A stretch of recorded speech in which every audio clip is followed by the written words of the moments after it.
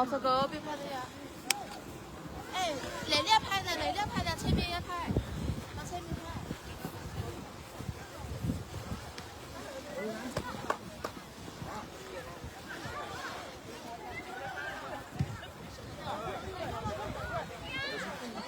教练，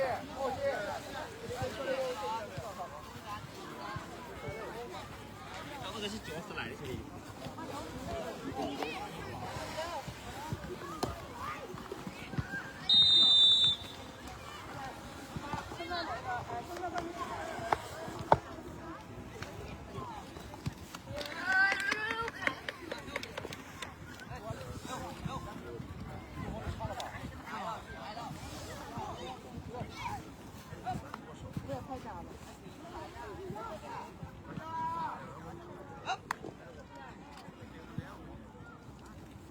นี่กับทีมทั้งสองทีมในจับมือเพื่อ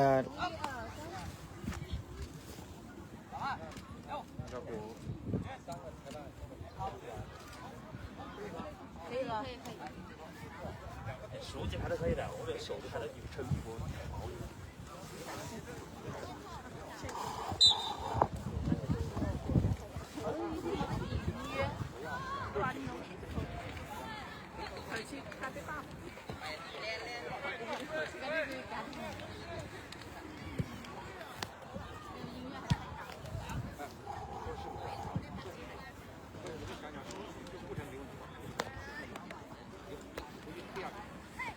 น้ำแสงเหรอ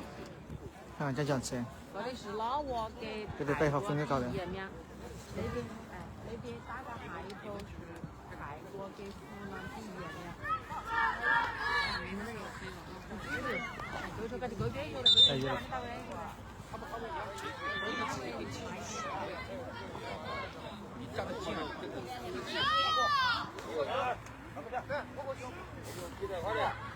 ที่อีเวนต์เขาผสมกันต่างคนต่างติวอย่างนักเพื่อ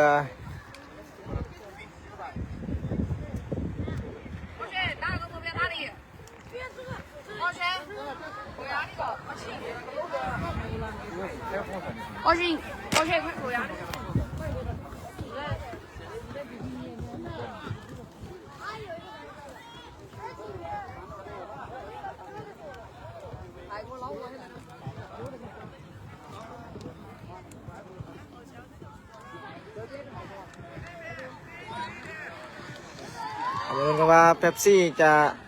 ซอยทีมได้ทำไรชอบตู้เป๊ปซี่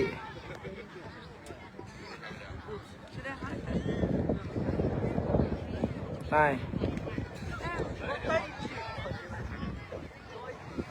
น้องๆก็วอร์มเนาะเตรียมพร้อม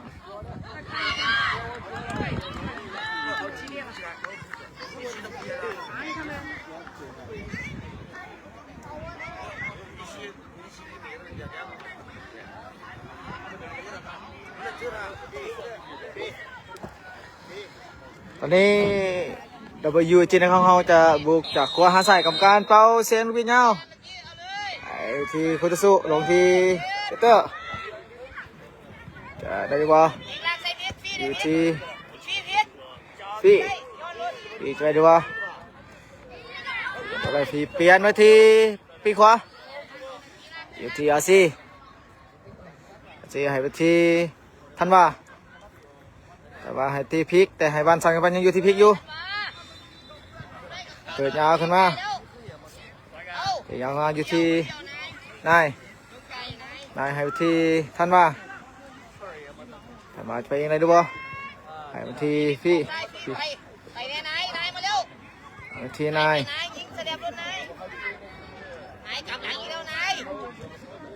ให้ไปที่พิกวันทรงพิษพลาดอยู่ที่กล้วยเองบางอย่างเลยวะการเขียวออกประมาณตั้งเตเจของยู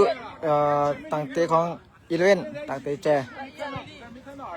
แบบซี่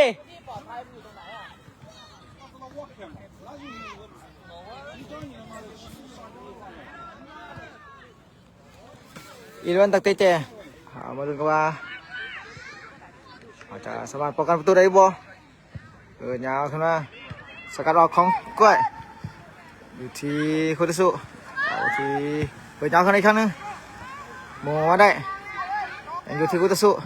ยิงยาวขึ้นมาแบบซี่จับได้ซี่ได้จับได้สบายซ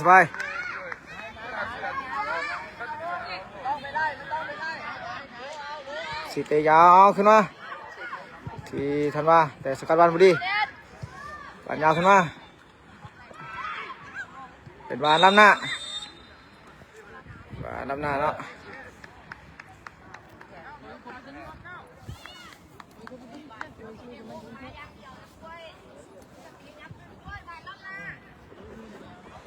สกอร์ตอนนี้ฮาก็เริ่มเนาะยังอยู่0-0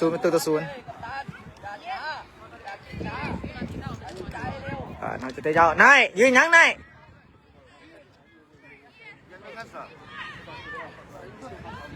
เตะยาวขึ้นมาดิบ่เตะยาวขึ้นมาโบวิดเป็นบ้านแม่งนายว่างตีนะว่างตีนะน้องเก็บบ้านเดี๋ยวทวงเอาลักกี้ไปลงลักกี้ติดคนเลยยืนที่บ้านเอาเนื้อบ้านนะจะเปิดยาวเขาได้บ่จับกันให้พิษยาวเข้ามา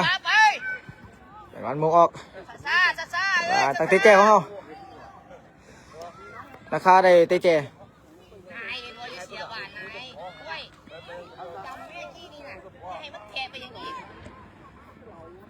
ตั้งเตะเจ้ของราคาเขาทีลักกี้จะดินสั้นเสาแรกเ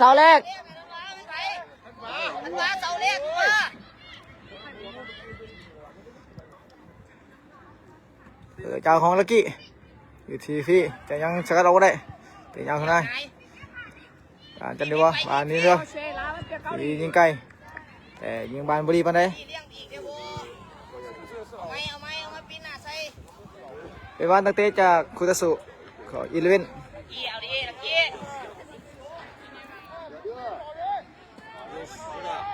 จะลินสันหรือเตะยาวเนาะเรียนหรือเตะยาวขึ้นมาเปิดยาวขึ้นไปที่ปีกซ้ายเป็นบานออกของเฮาเป็นบานยนต์ของนาคาเป็นบานที่พลิกก็มาลงแต่อยู่ที่กล้วยแต่เป็นบานบอดี้ปันไหนอยู่ที่กุตสุที่ทันออกมาที่ปีกซ้ายเปลี่ยนมาที่ปีกซ้ายเป็นบานสกอร์ตอนนี้ยังอยู่0-0นะเจ้าเอาไล่เริ่มเปิดเกมมาได้ที่5 นาทีแล้ว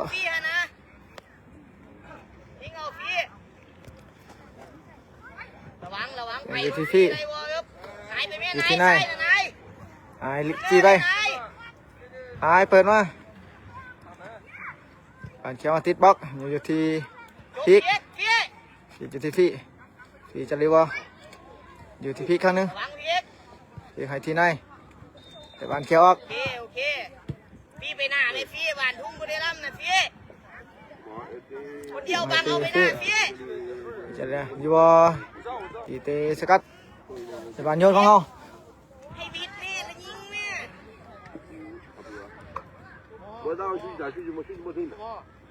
อยู่ที่ทันว่าให้ที่พีกพีกให้ที่ฟีจะบ้านได้บ่ไปบ้านถึกสกัดออกไปบ้านโยนเขาอีกครั้งนึงหาซ่องแม่เอ้ยอยู่ที่ฟีใส่ฟีไปบ้านโยนเขาอีกครั้งนึงฟีหนีก็หันไว้ฟีเขาจะมองสเกมหมดเลยเจ้าเขาจะมองเกมก่อนเดี๋ยวเขาจะสามารถจัดเปลี่ยนได้ไหมเก็บบ้านเดียวสองเดี๋ยวมันให้ที่ทันว่าแต่เคลียร์ขึ้นมาอย่างบวิดหัวกล้วยดูที่กล้วยเคลียร์ได้บ่เป็นบางของมาทีเป็นบางจีกไว้ทีอยู่ที่สาดยาวขึ้นมาสีจะไปได้บ่สีไว้ก่อนได้บ่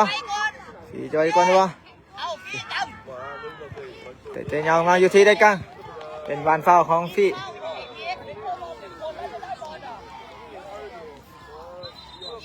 เอาสิเกมอ่านตลอดเด้ออย่ายืนละล่ะเกมอ่านตลอดอย่ายืนคำยาวไหลสกอร์ตัวนี้ยังอยู่0-0อีเลเว่น0แล้วเราอยู่จีของเรา0ตะกี้ถึงเป็นตัวออกเอามังกรเข้ายาวขึ้นมาของอีเลเว่นแบบสี่จับบอลได้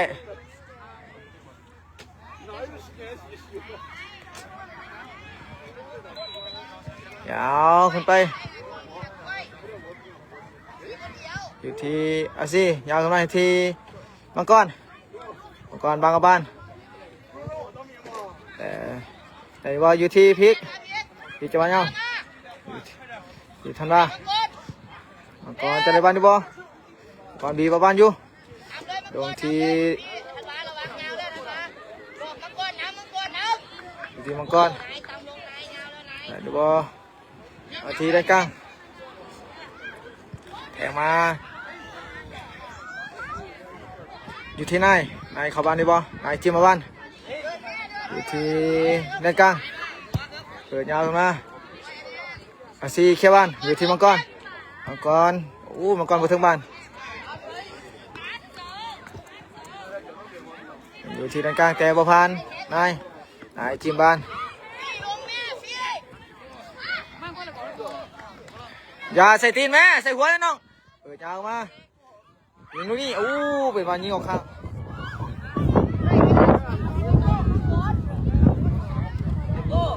ว่าตั้งแต่จาก WG นี่ค่ะ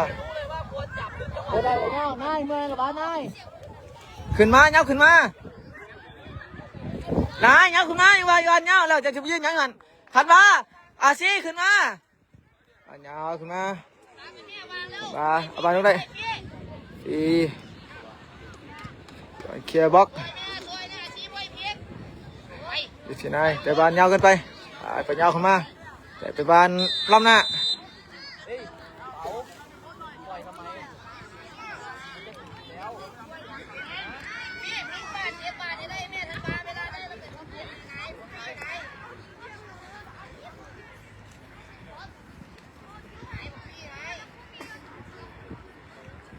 เอาขึ้นมาให้ที่ฟี่จะเลยวะฟี่ยิงอยู่นี่ข้ามข้านไปนี่บานฟี่ได้ยิงแล้วแต่ว่าข้ามข้านไปบานตั้งเตะจากอีเลเว่นมังกรจะโดดอยู่ที่จับเรื่องกระพริบปีกซ้ายมังกรจะบีบได้บ่บานหลังมาของคุณสู้วิทย์3 คนแต่จะวิทย์อีกได้บ่ยังไม่วิทย์เถอะไปเองไปบ้านออกอีเลเว่นในบ้าน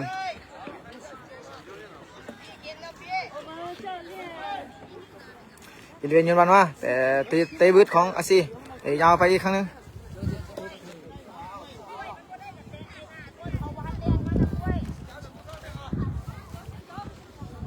บอลยนของอีเลเว่นตอนนี้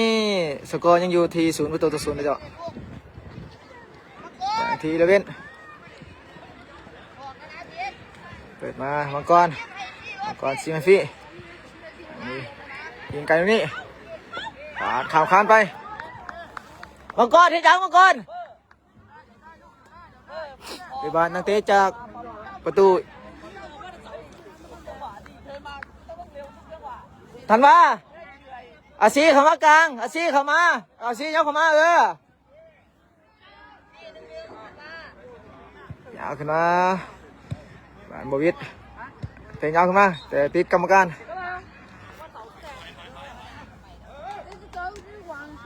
นายจะว่างตีนนะนายว่างตีนที่ซื้ออะไรนะบ้านดินอยู่ที่ไอ้ที่ทันว่าไปเลยทันว่าแต่ปานยาวกันไปทีที่มังกรก่อนจะไปดูบ่ก่อนถึงบ้านก่อนเตะอัดอยู่ที่เปิดยาวมาพีกจับได้นะพีกพี่ย่าพอจะจับติดฉี่ตลอดแม่ย่าเนี่ยก็บล็อกเอารอดดินชันพี่จับคนพี่อยู่ที่ เอาคนยาวแล้วนายเจอช่วยยาวขึ้นมา อย่า อย่าถอยพลิกไป อยู่ พลิ ที่ ก พลิก ให้หลุด พลิกให้อยู่ที่ด้านกลางไปหรือว่าอยู่ที่มังกรจะเขาเลยวันเตะยาวขึ้นมาพี่ ไปทันบ้านพักเจ็ด ไปที่มังกร ไปหน้ามังกร ก่อนได้บ่มังกรไต่ขึ้นหน้า โดด มังกรไทยที่ฟี่ พี่ ฟี่ย่านตลอดนะฟี่นะก็ว่าย่านเลย ยกพี่ มังกรบังเอา พี่ ไปบ้านตั้งเจ มังกรคนเนื้อ ฟี่นั่นย่านนั่นคือนั่นก็จะบอกนะ อยากใช้ทำนี่อาชีซ่อน ไปบ้านตั้งเจ พี่ไปไหมพี่ทันบ้าเสาแรกกันวะ ตั้งเจเอาบนลุ้นกันว่าเขาจะขึ้นน้ำได้บ่เตะยาวขึ้นมานะครับจับไว้อยู่นายเตะยุติธรรมาอุ้ยเตะบานคอยกันไปเตะยาวขึ้นมาของ พี่ระวัง พี่เล่นแต่ยังอยู่ที่พลิกพี่เตะยาวขึ้นมาอยู่ที่พี่จะวานน้องอะไรบ่ ไก่แล้วทันบ้าบัวฟ้าวพี่มังกรเอาบอล พี่มังกร พี่จำพี่ สี่เตะยาวขึ้นมาอยู่ที่มังกร ให้เลย มังกรให้มาที่พี่1-2ให้ที่มังกรให้ที่พี่ ทันวาได้บ่ทันวาอยู่นี่อุ้ยบ่ฟาวหลายแม่ทันวาบ่ฟาวเอาไม้บ้านเฮาได้ยิง2-3เทื่อแล้วแต่บ้านเฮาบ่ยังบ่สามารถยิงขึ้นน้ำได้ เก่งแล้วทันวาเอาไม้เต็มตีลูกเบิ่งนะครับพร้อม บ้านนันติจาก11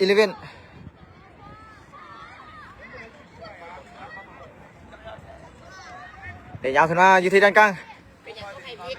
ไหนบ่เอาคนหน้าแล้ว แต่บ่ผ่าน ไปพี่รีบเลย พี่จะไปเลยบ่ รีบเลยพี่ไปพี่ไปหน้าพี่ลูก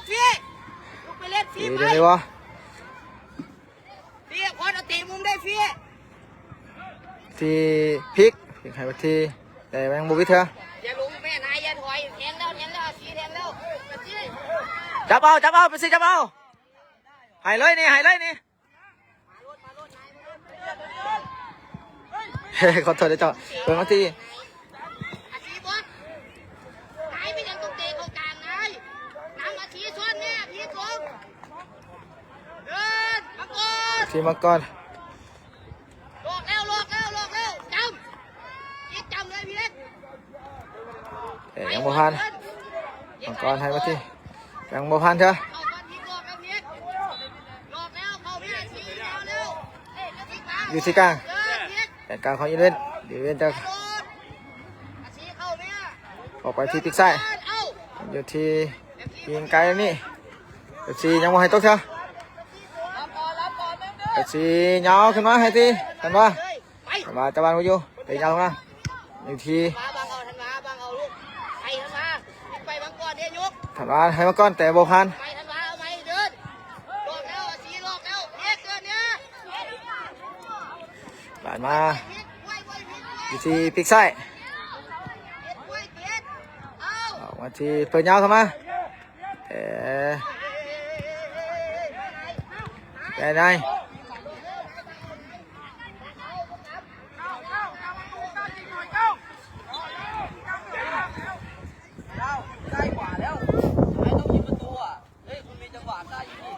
เฮ้ยมังกร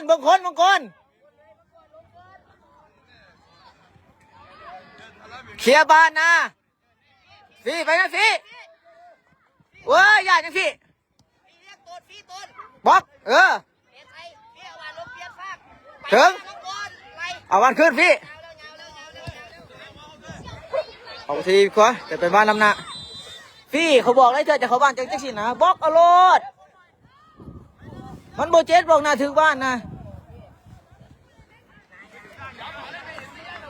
น่าจะเปิดเงานายว่างตีนของพ่อนายว่างตีนเข้ามาให้ที อยู่ที่ทันวะ ใช่ไหนดูบ่ไอ้ทีฟี่จับก่อนแม่น้อง พีกกลางพีกพี่เดือนแม่พี่ ปานออกให้ก่อนนายมาทีด้านกลางแต่บวิดก้อย พีก ที่พลิกแทงในบ่อยู่ที่ มังกรเขียนยาวขึ้นมา พี่ พี่จับบ้านได้พี่จับบ้านได้พี่จะไปยังไงบ่ไอ้ตีทำว่าแต่วันเสียบอยู่ที่ทำว่า พี่นำแม่ปล่อยได้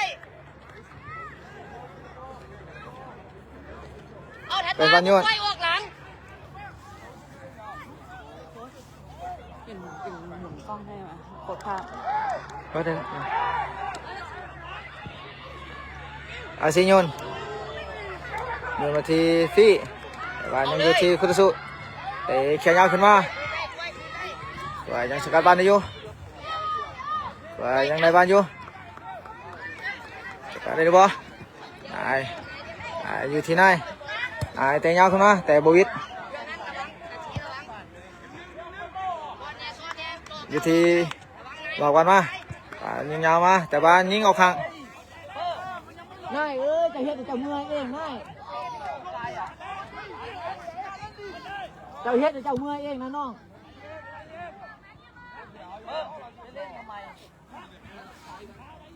ตอนนี้สกอร์ยังอยู่ที่0-0เป็นบาตักเตะขึ้นมาจากหน้าประตูนะคะ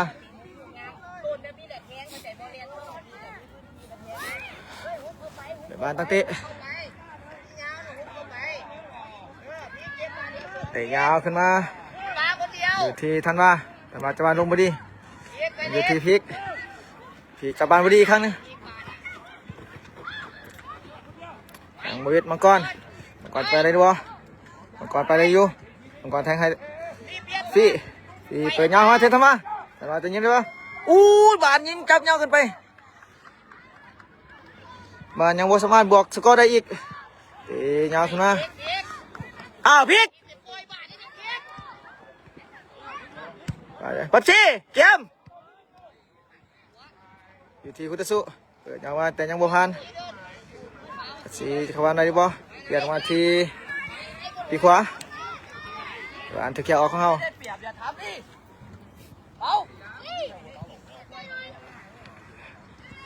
พี่อีกแล้วปล่อยยาวขึ้นมา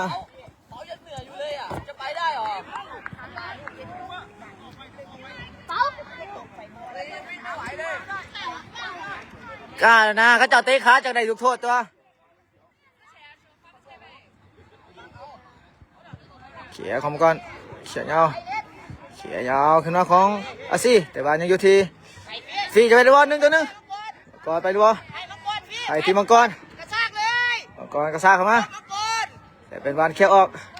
มังกรซากเงาเกินไปแต่ถือเขี่ยออกของอิเลเวนจะขอโทษขออภัยเนาะที่ก็นำบอลมาท่านก็จะที่ในดีที่สุดเป็นบอลโยนของนักข่าวของเขา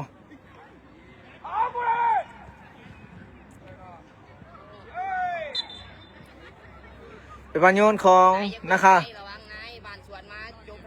ไอซีโยนไอตีฟี่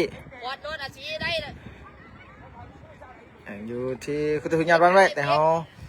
ยังบ่ผ่านกล้วยให้มาที่ทันว่าให้ไปที่ฟี่ให้ไปที่มังกรแต่แมงโมวิทเถอะอยู่ที่อาซีซีโยนยาวขึ้นมาอยู่ที่ทันว่าจะได้บ่อยู่ที่ด้านกลางพี่ไก่บอลอยู่ที่ฟี่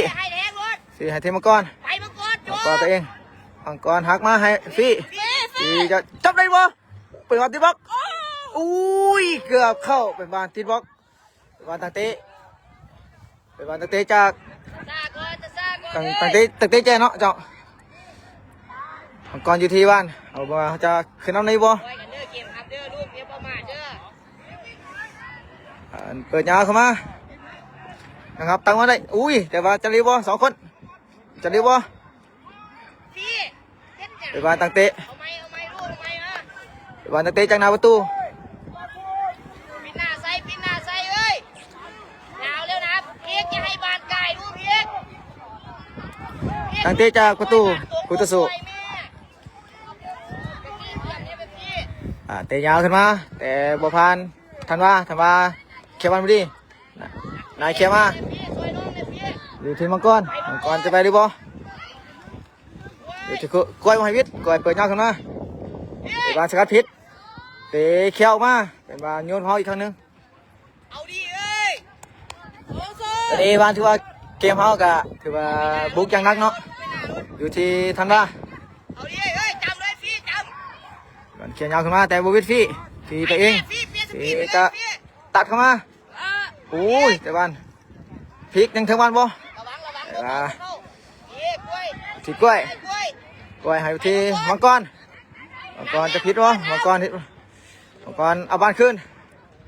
มังกรจะเอาบานขึ้นได้หรือบ่มังกรบีบ เฮ้ยทันวาการทำก่อนเล่น มังกรจะได้บ่ พี่เล่นเนี่ย สีได้บ่เขียนยาวขึ้นมา ไอ้บอลอิดไหน ยังอยู่ที่นายถึงบานได้บ่นายยังซาอยู่แต่ยังบ่ทันเขียนยาวขึ้นมา เล่น เป็นบ้านแม่งเขาได้บ้านแม่งเนาะตีบ้านโตกับแม่นไผ่บ่ยอมไผ่โตไปโตมาแต่ตัวนี้เขาได้บ้านฟังอยู่ที่ด้านกลางมาเบิ่งกันว่าเขาจะสามารถ เทวสวงเทปโอ้ย ยิงประตูขึ้นน้ำได้หรือบ่อยู่ที่นาย กล้วยบ่ขึ้นกล้วยหัวเดียวกล้วย เอามาเบิ่งกันว่านายจะยิงประตูได้บ่ ไปซื้อโคโรนายเฮ้ย53เนี่ย กรรมการให้เซนวิทย์นายยังเขาที่วันนายยิงมาที่ประตูสิบประตูอุ้ยเป็นบานออกข้างไปบานออกหลังไปขอโทษกันไปเนาะ อาคาสู้ วันตั้งแต่จากอีเลเวนจากหน้าประตูตอนนี้เวลาก็ยับไกลกันมาแล้วสกอร์ยังอยู่ที่0-0ออกมาที่ปิกแบ็กไซด์ก่อนจะบีบไปบ่เปิดยาวขึ้นมาอยู่ที่นายเคลียร์บ้าน บาทเดียวไปหน้าเนี่ยให้ อยู่ที่พลิกอีกห่างบ้านไม่ได้อยู่ ไปพี่ อยู่ที่ฟี่ห่างมาจะได้ดูบ่ฟี่ออกไปทีมังกรเบียดบังเอาแต่เป็นการถึกสกัดออก หน้าสกุลชับเอาหน้าเอาตัวน่ะพี่ก็บ้านพี่ อยู่ที่มังกรจะบ้านบุรีวันไหนไปบ้านยูนของอีเลนโยนบ้านมาแต่บวิดพลิกเขียยาวเข้ามาดูจะได้บ่อันเขียยาวเข้ามาแต่ติดอันเขียยาวขึ้นอีกอยู่ที่อีเลนพลิกยังไม่พันอยู่ที่ซียาวเข้ามาที่แต่ถึกมงวางว่า ไหนมึงไปไหน อยู่ที่ด้านกลาง ตัวยังเอา อยู่ที่กล้วยจะได้บ่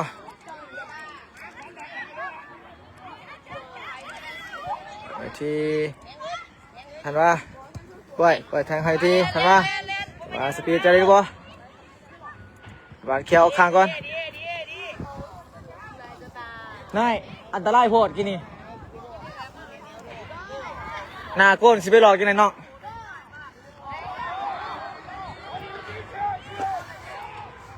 ตอนนี้สกอร์เขายังอยู่ที่0-0 WG 0และอีเลน0 ไปหน้าไม่พี่ข้างหน้า แต่บ้านยศของเขา ให้พี่รถใส่ตีนนั่นวะใส่ตีนพี่รถ ทีมังกรก่อนจะมีปานเลยบ่ สีจับ อยู่ที่อาซีส่งให้ทีมังกร หมด มังกรเปิดเข้ามาที่ฟี่แต่ไปเป็นวันบุรีถึงสกัดออกไปบ้านออกข้างบ้านยศของเขาสกอร์ตัวนี้ยัง0-0เขียนสกอร์นะกรรมการเป่าเบิดเวลาครึ่งแรกสกอร์เขายังอยู่ที่0-0ต่างคนต่างบ่ยอมแพ้เนาะเบิดเวลาครึ่งแรกไปเอายังหักษาสกอร์ไว้อยู่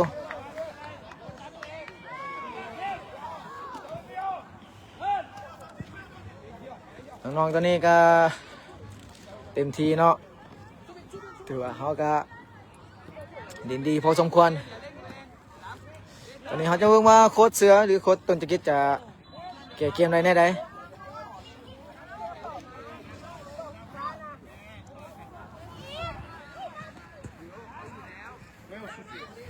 เอาเพิ่งว่าโค้ชต้นจะคิดหรือโค้ชเสือจะแก้เกมแน่ใดจะบางลูกมากแน่ใดเจ้า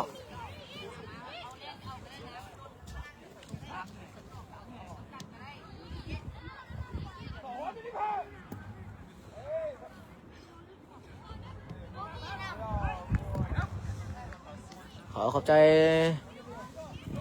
สปอนเซอร์ผู้ใหญ่ใจดีที่สนับสนุน WG นะครับเขาในการเดินทางมาแข่งขันขอบใจทานวันสมเจ้าของอาหารทาดำไวเฮาขอบใจบริษัทวิเดกุลอินเตอร์เนชั่นแนลกรุ๊ปขอบใจเดินทางสร้างสเตเดียมที่ให้การฝึกซ้อมของน้อง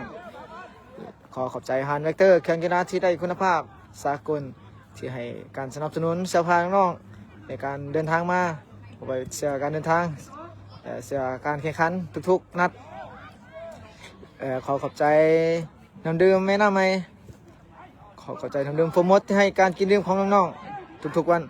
ขอขอบใจสหพันธ์กีฬาบันเตะอเมริกาเหนือและขอขอบใจซิมฟินิตี้บีคอนเน็กติดแอปยูโกการติดตั้ง eSIM Simfinity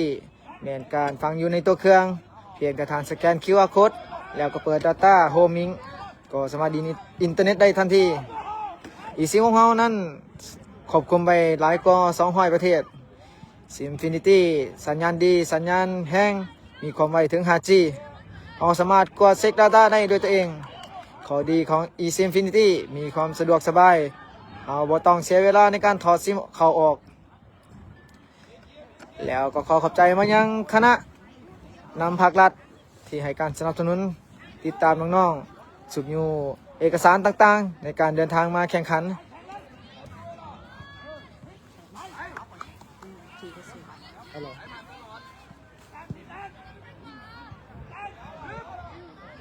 มึงจะคนละบอก 800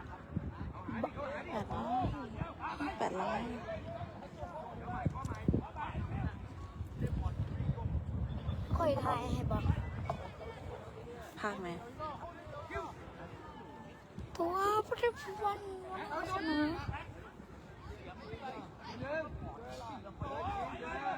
แค่ทายตอนนี้เท่าไหร่ศูนย์ค่ะ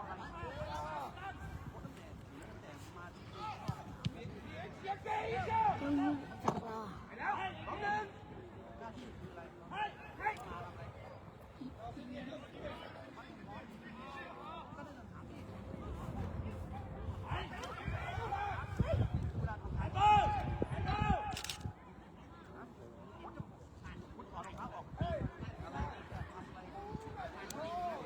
บอกแล้วนะ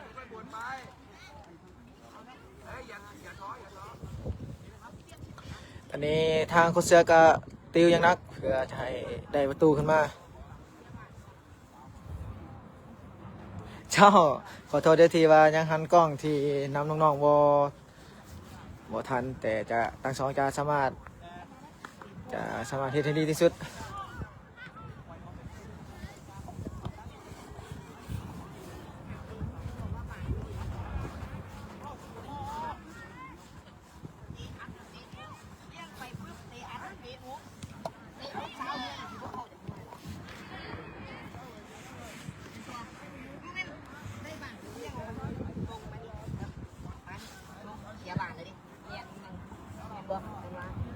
นี่ไปทุ่มผมบอกจะมาทุ่มเห็นไหมฮะหนึ่งนี้คือโบยตามอาจารย์บอก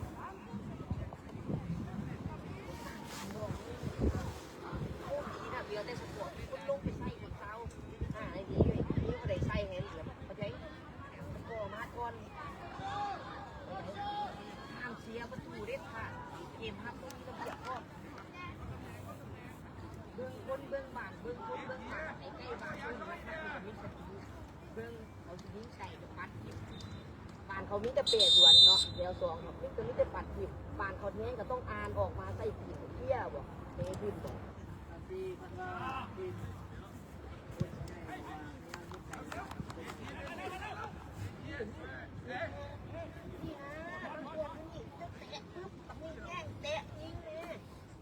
ไม่ต้องเข้าใกล้ก็ได้ใกล้ก็ได้เจ้าลงเข้าใกล้ปุ๊บนี่นะเจ้ายิงเด็ดเห็นบ่เดี๋ยวปุ๊บเล่นกันหักปุ๊บยิงเลยเตะปุ๊บปัดมันยิงโดนใส่ช่วงหลายจังหวะไป เป็นน้องคนถ่าย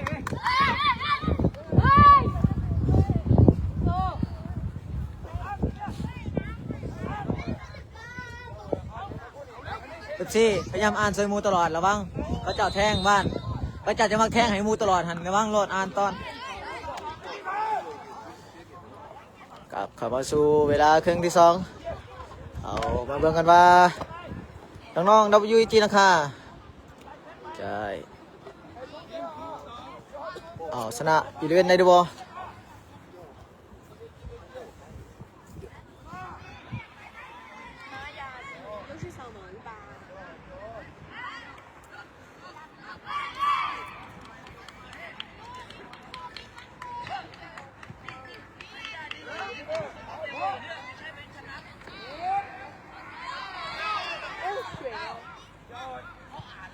ตอนนี้สกอร์ยังอยู่ที่0-0เราจะเข้ามาครึ่งเวลาที่ 2เป็น WG จีนนะครับเราเป็นไฟเคบานกับการให้สัญญาณแล้วที่เคบานมาให้ที่คันนึงที่ลองบานมาไปยังไงบ่อยู่ที่ออกไปที่ทันว่าไปยังออกไปที่ซ้ายคอนมาแต่บานคอนยาวกันไปอยู่ที่คุตสุจากกันมาอยู่ที่แดนกลางอีกจะได้บานดีบ่ก่อนจะได้บานดีบ่ดินบานง่ายเกินไปออกไปที่ปีกขวากำลังมาโยนยาวขึ้นมาอยู่ที่ยิงกันวะยิงนี่ออกข้างไปเป็นบานตั้งเตะเจขอโทษเป็นบานตั้งเตะมาจากประตูตั้งเตะยับเข้ากลางตั้งเตะยับเข้ากลางเว้ย ต่างหนึ่งอยู่25 นาทีเจ้าเข้ากลางไม่อาชียับเข้าไปไหนพอแล้วอาชีพอแล้วยับเข้าไปครับยาวขึ้นมาอยู่ที่แดนกลางแต่อาบานลงไม่ได้แต่ยาวขึ้นมาอยู่ที่ทันว่าให้ที่มังกรให้ที่พริกพักเองให้ที่พริกที่1-2ทีทีได้ละ1-2วานได้ปะอุ้ยเป็นวานอยู่ที่อาซียิงเองถึกบล็อกอยู่ที่มังกรก่อนจะไปยิงได้ปะก่อนตีอัดก่อนเข้าได้ปะไปบานออกข้างบานโยนของอีเลนบานบุถึงจุดเถอะอยู่ที่เปิดยาวขึ้นมาอยู่ที่ด้านหน้าเปิดยาวขึ้นมาอยู่ที่ปีกขวา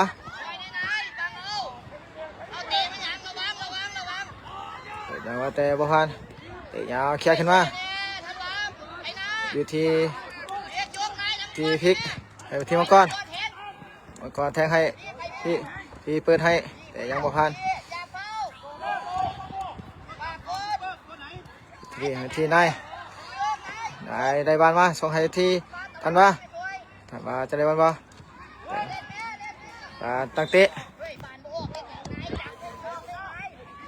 เป็นวันตั้งเตะจากคูตะสุเตะจากนาโกนดีมันยังวะบานยาว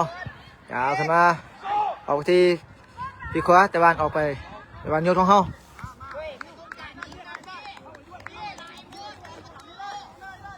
บานโยนขึ้นมาให้ที่มังกรนายดาบานให้ที่พริกให้มาที่นายหายไปเองให้ที่ท่านว่าเข้ามาให้ที่บานไปแล้วยังอยู่ที่ปีกขวา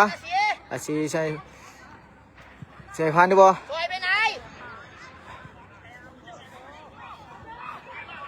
แต่เดี๋ยวยังอยู่ที่กล้วยเขียนยาวขึ้นมาเป็นบานออกอยู่ที่นายเสียบานมาที่จันทร์บานดีบ่อยู่ที่จันทร์บานที่ไปเองที่ไล่ขึ้นมาแต่ถือแซวออกไป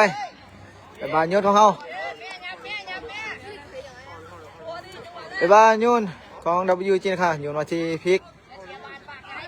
ที่นายไปที่จะไปยังไงดีวะที่มันอยู่ที่กันที่ยิงกันตรงนี้แต่ติดบล็อกอยู่ที่นายคอนต้องให้ที่ก่อนแต่ถือเคลียร์ขึ้นมาอยู่ที่ด้านกลางจีบ้านมาให้มาที่ทันว่าให้มาที่ทันว่าโยนให้ที่พริกจับพริกยิงตรงนี้ปั้นฟัดออกอุ้ยเป็นวานยิงออกเองเนาะเป็นวานตั้งเตะจากประตูคุตสุอย่าลืมกดไลค์กดแชร์เพื่อเป็นกำลังใจให้น้องๆ932 คนอย่าลืมกดไลค์กดแชร์กดดาวให้น้องๆในเด้อเป็นวานตั้งเตะจากประตูคุตสุอีเวนเตะยาวขึ้นมา แต่ยังเคลียร์ขึ้นได้อยู่ที่ก็แต่วีบ้านเงาเคลียร์เงาขึ้นมาเป็นบ้านเฝ้า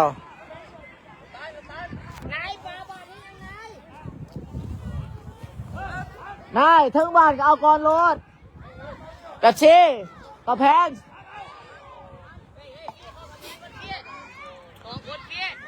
ถันมาฟังกระแพงไว้เอาคนพูดอะไรพี่ด้วย แบบชีต้องบอกแบบชีต้องบอกให้บ้านสังหน้าเด้อแบบชีบ้านสังหน้าฟังกันฟังนะครับเนี่ยยืนอยู่กลางแบบชีอยู่กลางบ้านไปบ้านปัดออกของเป๊ปซี่ไปบ้านตั้งเตเจ ซอยก่อนพี่เฮ้ยนายซอยกันนาย เฮ้ยบางคนตีพริกพี่ยางรออยู่เอาคนไปบ้านตั้งเตเจของอีเลเวนบ้านมาที่ปีบันสัน หัวอย่างเดียว เดินยางเข้ามาแต่มุงออกมาได้แต่อยู่ใกล้นี้แต่ข้ามคานไปทางอีเดนก็ได้จบสกอร์แต่ว่ายังไม่ได้สกอร์ขึ้นมาเถอะยังได้ยิงเถอะแต่ว่ายังสามารถได้สกอร์เพิ่มยังอยู่0-0สกอร์ตอนนี้เรายังมาลุ้นกันว่าทางทีมใดจะสามารถสกอร์ขึ้นนำได้หรือเปล่าอยู่ที่ทั้งนั้นจับบานลงดีบ่ได้ยังอยู่ที่พลิกที่ไหนได้บานอยู่บานขึ้นมาอยู่ที่ไหนไปเองเปิดเข้ามาทีมังกรแต่ยังบุพานเธอถือเคลียร์ขึ้นมายังอยู่ที่มังกรไต้หวันไปอยู่ที่มังกรให้ที่พลิกบ้านยังไงอยู่ยังอยู่ที่บ้านที่ไหนเจ้าได้จับบ้านยาวกันไปที่ไปให้ที่อยู่ที่ไหนวันที่ธันวาพลิกไปแต่บุพานไปยาวขึ้นมาออกที่แบกซ้ายแต่ยาวขึ้นมาให้ที่นายให้มาที่อาซีที่มังกรแต่ถึงสกัดลงมาอย่างบุพานอีเลนเถอะถึงสกัดลงมาจากด้านหลังตอนนี้อีเลนมีการเวทโต้หมายเลข29เข้าหมายเลข54ออกอยู่ที่อาซีให้ที่ฟี่เปิดเข้ามาโอ้ยคันสิคอดก็ตั้งใจคอดก็นี่ก็ดูมันเตะไปละล่ะอาซีเอ้ยคันสิคอดตั้งใจคอดเข้าโลดวันตั้งเตะจากอีเลนเตะยาวขึ้นมา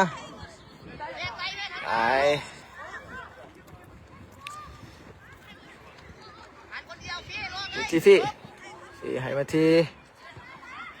ถันว่าจะเรียกว่าถันว่ายกเงาแต่ติดบล็อก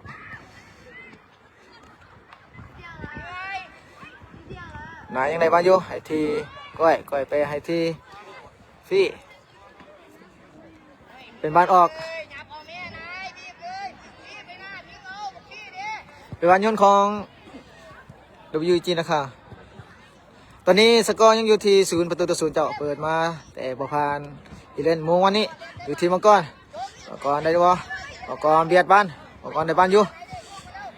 ก่อนให้ที่บ้านเบาเกินไปที่จะได้บ่อยู่ที่อีเลนในที่บ้านแต่บอพานมังกรแต่บ้านยาวกันไปมังกรในบ้านขึ้นบ้านแต่บอพานสกัดขึ้นมายังสกัดเงาอยู่เตะออกไปอยู่ที่นายเลี้ยงบานมาที่พลิกเกินให้ที่ฟี่นั่นเดียวที่ตกออกมาจากดีบ่ ฟีฮักฟีจะจบเลยวะเขาใส่ฟีอย่างนี้อุ้ยออกข้างไปเป็นหน้าเสียดายยังพอทันได้ประตูขึ้นมาน้องเถอะนักเตะจากประตู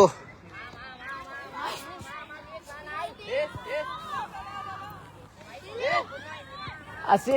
เพกจะให้บ้านตกนักเตะขึ้นมาของคู่สามตัวบ้านเดียวของธรรมะอยู่ที่พี่ที่จะเดินบอลกับบ้านบอลเชียวอย่างเข้ามาที่ด้านกลางที่จะเลี้ยวบอลอีกทางให้มังกรถึงบ้านติดฟันเขียวออกเป็นบ้านโยนของเขาตอนนี้WG นะเข้าบุกอย่างนักแต่อย่าเผลอก้อยอย่าเผลอโอ้หลังระวังอยู่ยาวเข้ามาเขียวเข้ามาดีถึงนายจับบ้านได้นายยิงหรือเปล่านายจับบ้านยาวกันไปอยู่ที่ด้านกลางสีเปิดจ้าไปแต่เข่ามือตู้ตอนนี้เราเจอที่อิเลียนประเทศไทยเพื่อนบ้านเขาเองอยู่ที่เอากันมาอย่างบ่ผ่านอาซีเปิดเงาแต่ยังอยู่ที่ด้านกลางอยู่ที่อิเลียนก่อนยังไงบ้านอยู่ก่อนยังเสียบ้านที่ยังสกัดบ้านบวิทเถอะเป็นบ้านโยนของเขาอีกครั้งหนึ่งสกอร์ตอนนี้ยังอยู่ที่0-0เจออีเวนต์จากประเทศไทยเพื่อนบ้านเขาเองบ้านโยนมาที่ฟีจะไปได้บ่ฟีมาให้ทีมังกรตันมาอยู่ที่มังกรถึงบ้านอยู่มังกรเปิดเงาแต่เป็นบ้านเบอร์ถึงเถอะเป็นบ้านตั้งเตะจากอีเวนต์ขึ้นมาจากประตูจะดีงานได้บ่บ้านเตะยาวขึ้นมาแต่ยังบวิดอยู่ที่ฟี่แต่บ้านยาวเกินไปเจ้าโอ้ยเสียดายเอาเจออีเลเว่นเพื่อนบ้านประเทศไทยนี่เด้อเจ้าเป็นบ้านตั้งเตะจากอีเลเว่นดินบ้านสั้นเตะยาวขึ้นมาแต่บ่ผ่านสีจะเร็วบ่เติบยาวมันยาวมาบางบ้านเอาทีมังกรจ่ายก่อนฝากก่อนดูทีนายพลิกให้ทีนายจะให้ทีทันวาดีบ่นายทำมาให้ทีทันวาถึกสกัดออกไปเป็นบ้านยุ่งของเขา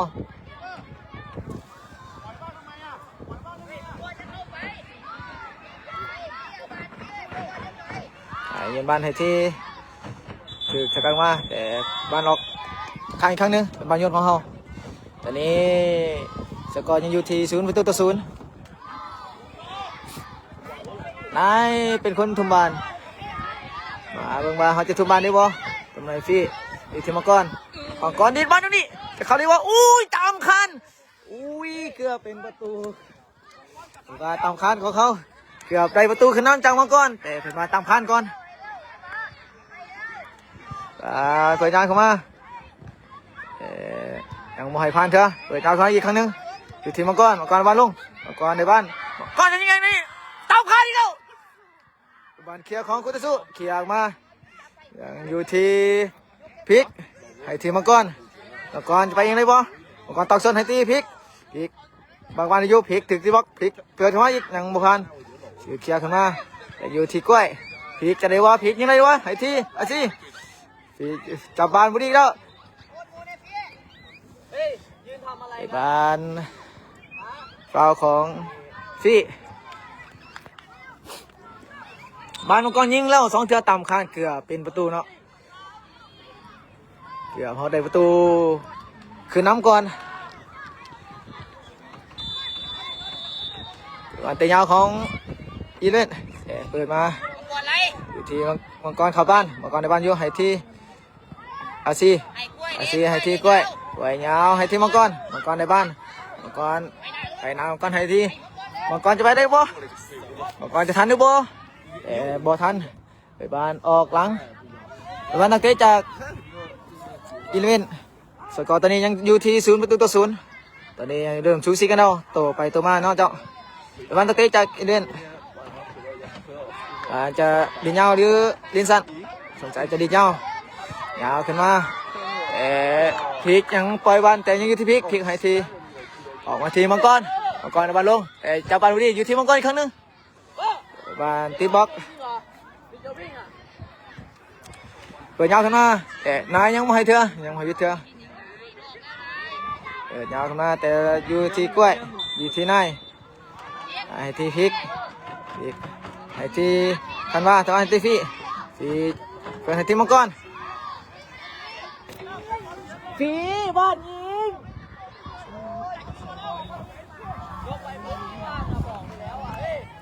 เป็นบอลตั้งเตะจากประตูยูเวนตอนนี้ทำใจช่วยๆกันเนาะส่งกำลังใจให้น้องๆต้องเอาชนะให้ได้เป็นบอลตั้งเตะจากยูเวนเตะยาวขึ้นมาแต่บอลอยู่ทางหลังไปได้บ่เราจะไปเองอยู่บอลยิงบอลออกบอลตั้งเตะจากประตูแบบซีเซ็กก็ได้ดีเนาะ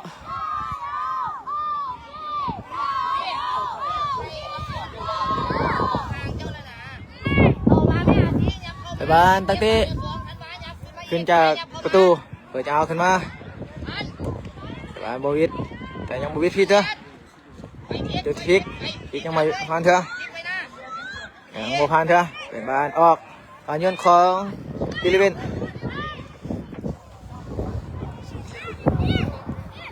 ทันมายังเนี่ยทันมา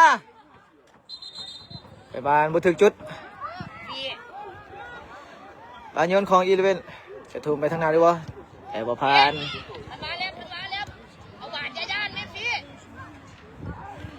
อยู่ที่ด้านกลางยาวไปทีไหนแทงให้ทันมา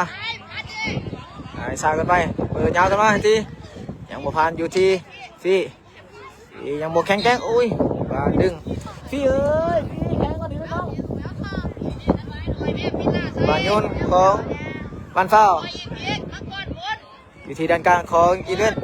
อยู่ยาวขึ้นมาแต่บานอยู่ที่คุตสุยังบ่ผ่านเธอถึงบานอยู่ที่นายยังอยู่ที่พลิกบ้านเสียบ้านไปอยู่ที่แดงกลางยังอยู่ที่อีเวนต์ในบ้านมาไปบ้านเฝ้าบ้านโบเฝ้าอยู่ที่คุณซุยคนนี้แต่บางเอาบ้านเคลียร์ออกมาบ้านเคลียร์ออกพี่เอ้ยเอาไม่รู้พี่ฟังอยู่พี่เอาไม่รู้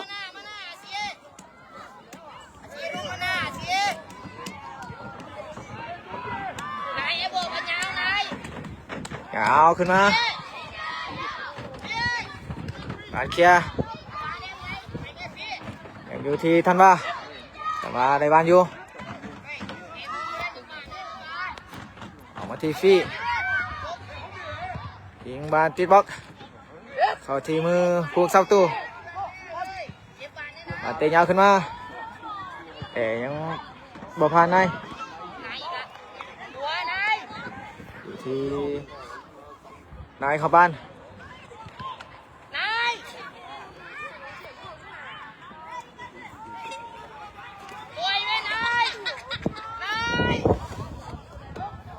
ยังอยู่ที่เปิดเจ้าเข้ามาไปบ้าน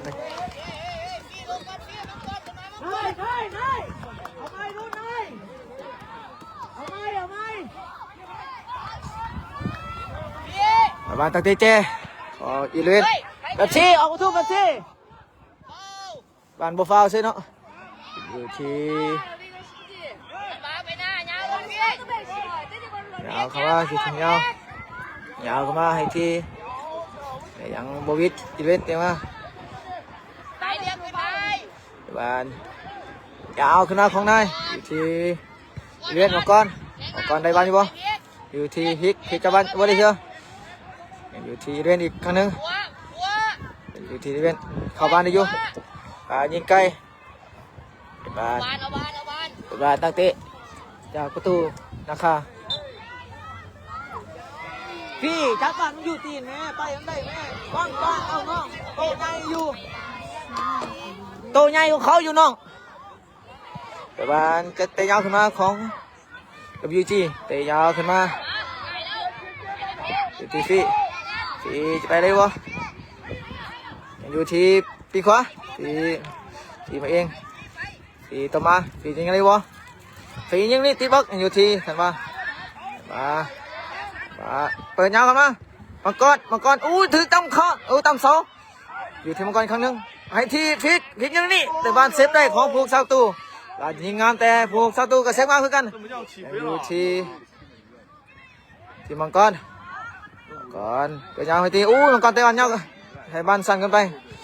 อยู่ที่กล้วยจับปานบดีบ้านกันนะบ้าน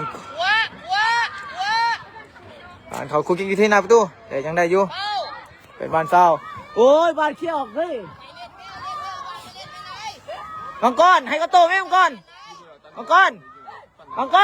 ให้กระโตไม่บ้านนะ2 เทื่อแล้วใจวันเสียนะน้องเป็นบ้านเศร้าตั้งเตะจากหน้าประตูยาวขึ้นมาตีพี่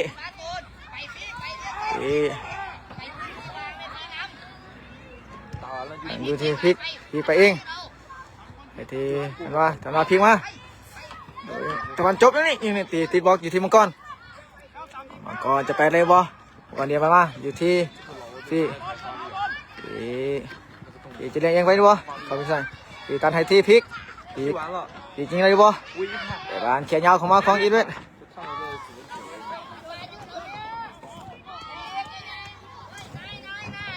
ที่ไหนมังกรจริงวะมังกรจริงออกอยู่ที่มังกรยังเขียวบ้านพอดีอยู่ที่พี่ยิงไกลตรงนี้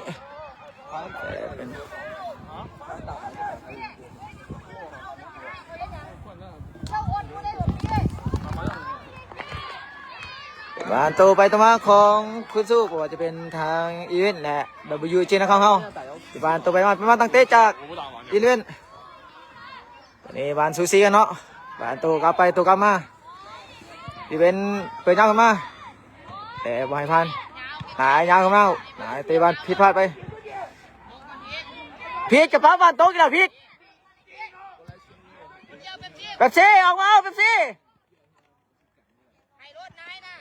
ออกไปที่นาย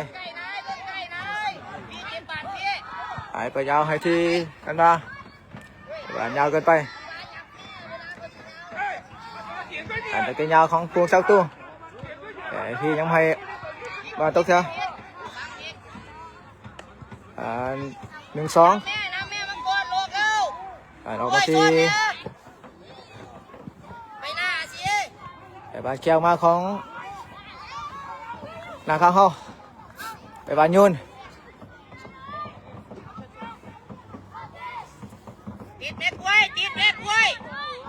บ้านยุนมาที่กุตสุแต่ยังโมพันจ้ะบ้านเกี่ยวมาของที่ไปยาวมาแต่โมพันด้วยพีกให้ที่มังกรไปเลยบ่ก่อนเปิดยาวมาแต่ติดบอกบ้านโยนของเขาบ้านโยนของWG นะคะจากเบื้องขวาสกอร์ตอนนี้ยังอยู่ที่0-0มาดูกันว่าน้องๆจะสามารถยิงประตูได้หรือเปล่าโยนยาวมาวงไว้ครั้งนึงอยู่ที่กล้วยโยนเข้ามาอีกมองไว้ดิอยู่ที่พลิกให้ที่ยิงลูกนี้อุ้ยบานถึงม่วงยังอยู่ที่พลิกให้อุ้ยแต่บานเจ้าสั่นกันไปแต่ยังไม่ให้ยกเงาขึ้นไปแต่เขียวเป็นบานตั้งเตะเป็นบานตั้งเตะจากอีเลฟเว่น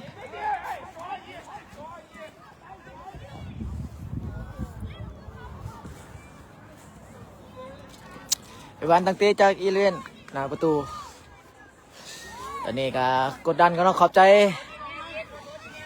ทำชงของมาโซเซียเป็นวันตั้งเตะเงาขอ1 ประตูขึ้นน้ำก่อนเนาะตอนนี้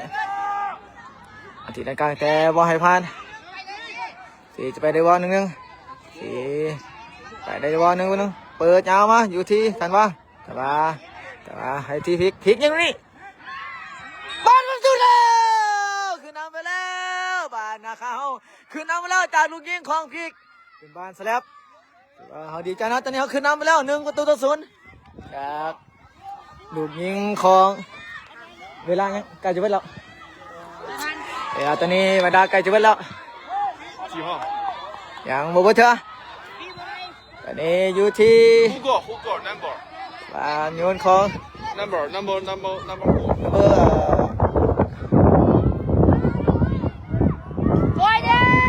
กระเทงจับเอาลมลงเบอร์เอ็กยังอยู่ที่เคลียร์ขึ้นมา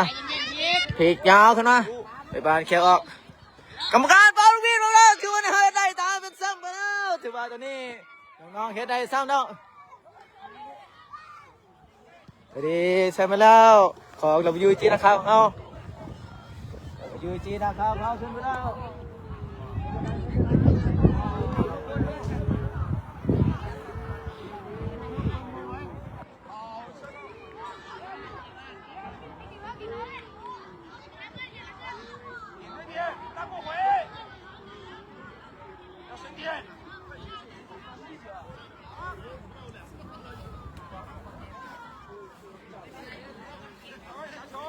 ดีด้วยครับคุณพ่อดีด้วยครับสุ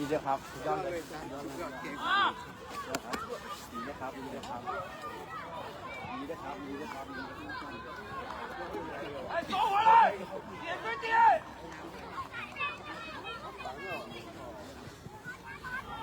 อันนี้เขาเพจตามฝันได้แล้วเนาะนาทีสุดท้ายโอ้อันนี้เขาได้เนาะไปแล้วสมใจเนาะสุดยอด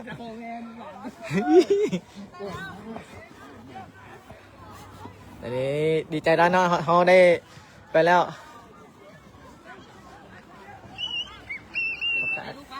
ยินดีด้วยครับยินดีด้วยครับ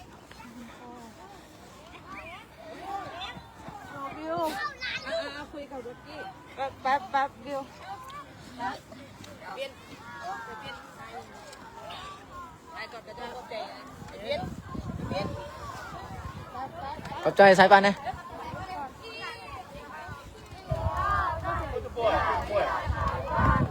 มาเดี๋ยวฟ้าเย้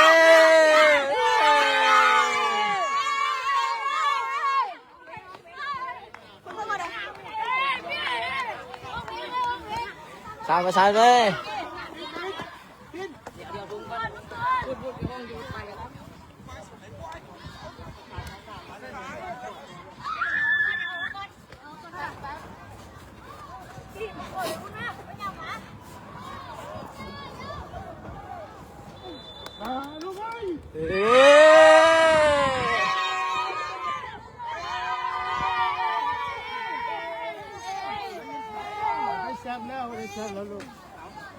เอาเหตุตามพันได้จะได้เนาะตอนนี้เอาเดี๋ยวสั่งไปแล้วขอบคุณความภูมิใจหลายไปจังหน่อยเขาจะมาสัมภาษณ์ประธานและสัมภาษณ์น้องๆนี่ก็มี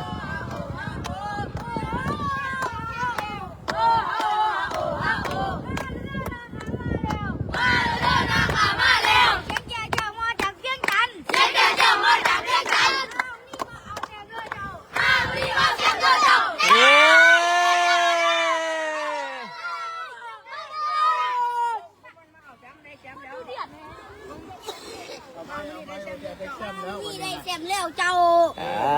ทุ่งเราสู้ขึ้นสู้ไปแล้วทุ่งได้จนได้เนาะ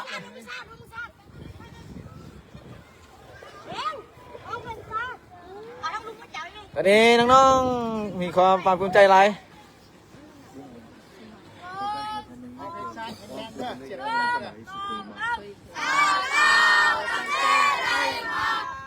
ลูกทั่วหน้าก็สู้สนใจห่วงแม่ห่วงเก็บห่วงใจสามัคคีกันเป็นกำลังเดียวเด็ดเดียวพร้อมกันก้าวหน้าบูชาสุเกียรติของเราสมเสริญใจ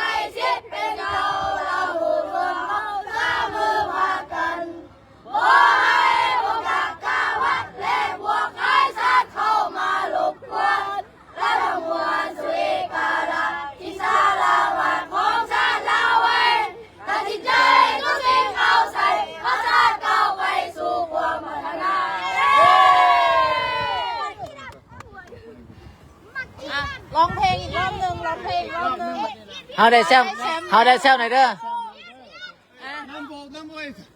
พริกพริก นัมเบอร์เอ เย้พริกในบ้าน MVP เอาพับถุงมาพิม ไอ้บ้านยิงของพริกเนาะเด็ดให้คู่ต่อสู้ MVP ของพริกชมหน้าของ MVP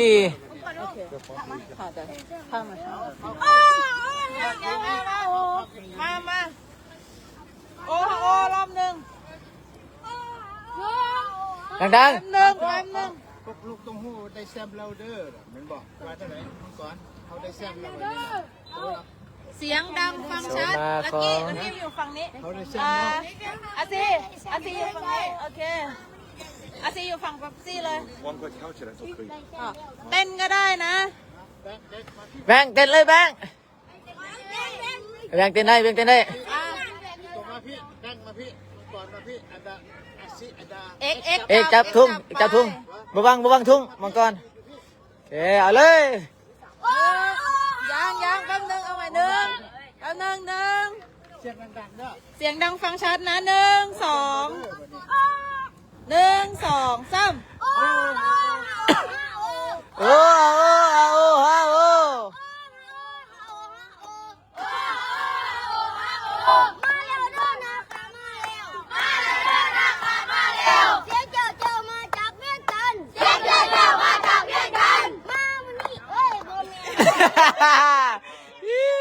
เอาไหม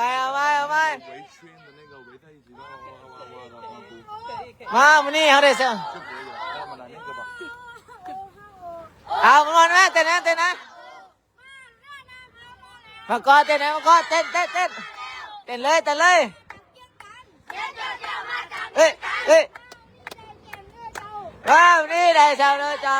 เย้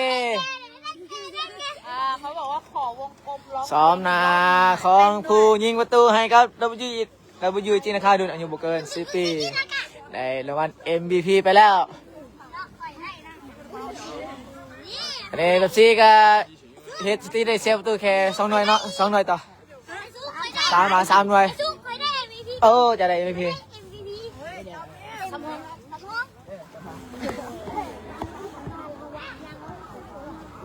เพราะ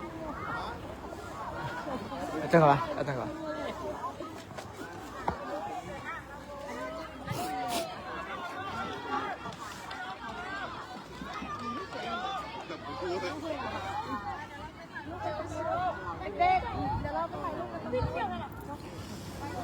น้องดีใจแฮงเนาะสุดท้ายเขาเฮ็ดได้ที่สุดเขาก็เฮ็ดได้ก็เลยแซ่บไปแล้วเนาะเขาได้ตัวไปสเปนเพลงนาคาเขามีวะเพลงนาคาเขานะของเพลงนาคาตะกี้เพลงนาคาตะกี้ห้องเลยเพลงนาคาห้องได้ไหนมังกรเป้ลงไปเกือบยิงได้2 หน่วยยิงต่ำข้านทั้ง2 หน่วยกับต่ำเสาหน่วยหนึ่งเกือบเป้เฮ็ดให้ ต่ำเขาสองเสื้อ ต่ำเสาต่ำข้าน ต่ำข้าน2 ต่ำข้าน2 เทื่อได้ต่ำเสาเทื่อหนึงเกือบยิงได้เนาะเป้เฮา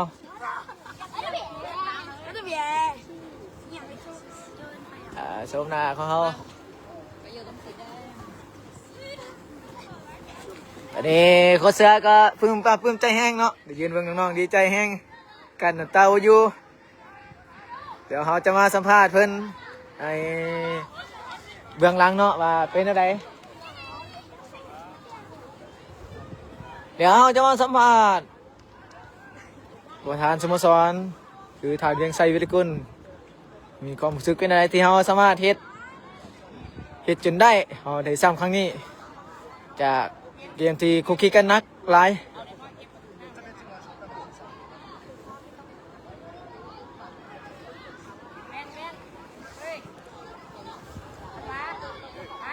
อันนี้เขาก็ปล่อยภาพกับน้องไปก่อนเนาะเขาชนะแต่เขาก็ต้องอนามัยเพื่อเป็นระเบียบเรียบร้อย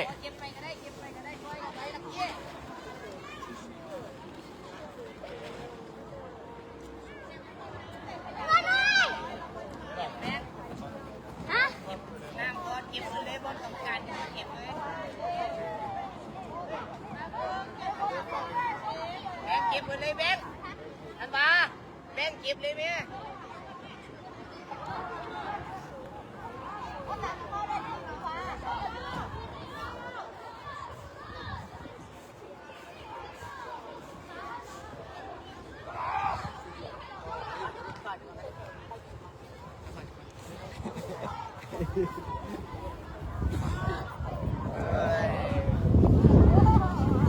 โคตรดีเด่น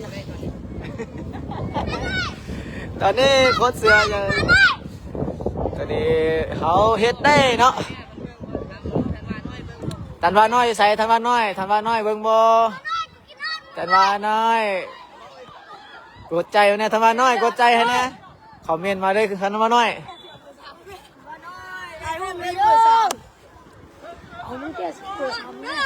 ตะกี้ดีใจแห้งในล้มโทรศัพท์ก้อนหมูซะเลย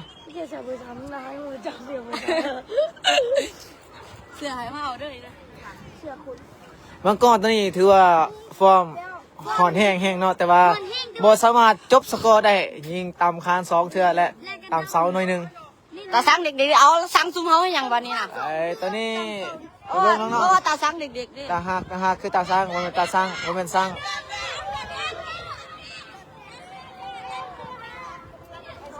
ดีใจแฮงว่าซั่นได้สอดแจ้งว่าซั่น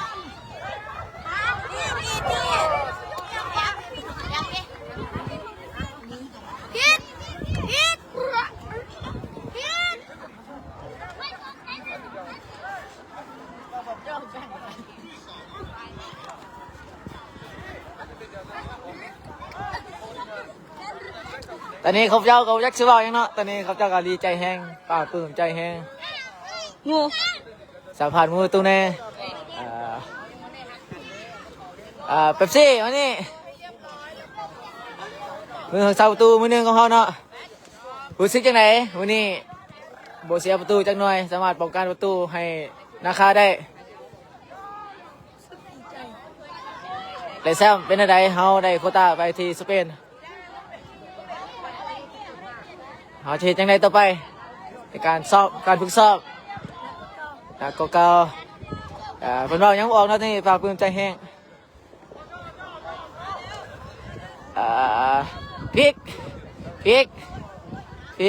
เข้ามาน้องนี่ก่อนมานี่โอเคยืนก่อนอันนี้หูซึกยังไงสามารถยิงประตูให้นะคะเอาโดนอายุบกจิปีสามารถคว้าแชมป์ได้รางวัล MVP เขาหูซึกเกินอะไรตอนนี้หรอจะได้เติมฝากขอบใจ FC นะแม่ขอบใจ FC คนนี้ไว้ขอบใจได้ฟ้าขึ้นมาก่อนขอบใจ FC ก่อนขอบใจ FC นะเด้ ขอบใจซีเด้อที่มาส่งมาเสียพวกเฮา เขาจะเอายังขึ้นไปฝากเพื่อนเอาไอ้คำได้ฝากกันตัว แล้วบอกคนมาตอนทับแม่ อย่าลืมมาต้อนรับพวกเฮาในเด้อ ตอนนี้ก็สมหน้าของนักเตะที่เฮ็ดประตูให้เฮาได้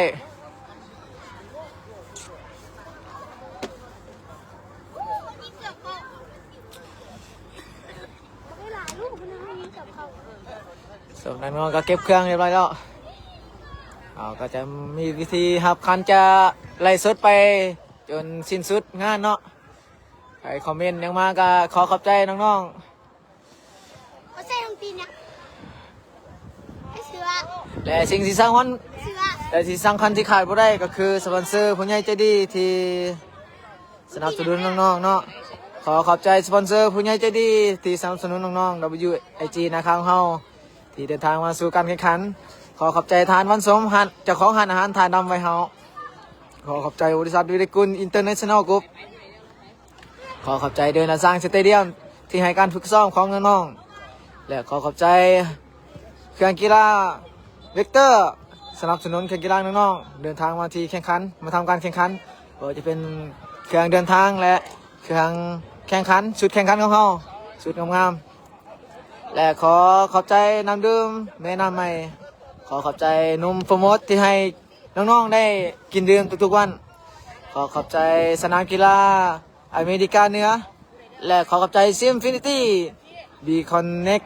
ติดแอปยูโกการติดตั้งแอป eSIM นี่ Simfinity แมน ฝากแมนการฟังอยู่ในตัวเครื่องเพียงแต่ทานสแกน QR code แล้วเปิดใส่ Data Homing ดินอินเทอร์เน็ตได้ทันทีเจ้าอีซิมของเราควบคุมไปกว่า200ประเทศอีซิมฟินตี้ของเราสัญญาณดีสัญญาณแห้งมีความไวถึง 5G เราสามารถกดสอบ Data ด้วยตัวเองได้ข้อดีของ eSIMfinity มีความสะดวกสบายบ่ต้องเสียเวลาถอดซิมเขาออกได้บ่ต้องเสียเวลาถอดซิมเขาออกเนาะเราก็สามารถติดตั้งได้เลยก็มันติดตั้งอยู่ในตัวเครื่องนี้แล้วก็ขอบใจว่ายังคณะนำภาครัฐที่ได้ติดตามและสุกยู่น้องๆเอกสารในการเดินทางมาแข่งขันที่สป.จีนแล้วสิ่งสำคัญก็นั่นก็คือ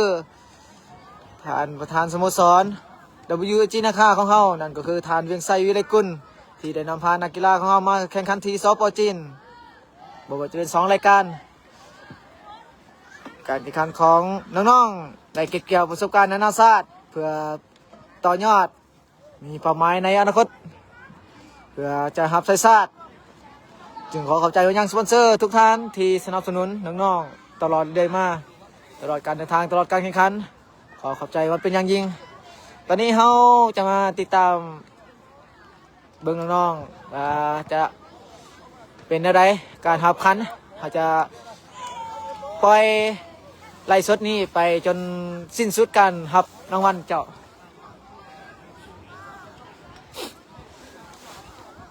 วันนี้ท่านประธานก็ได้อบรมกับทางผู้จัดการผู้จัดในการแข่งขัน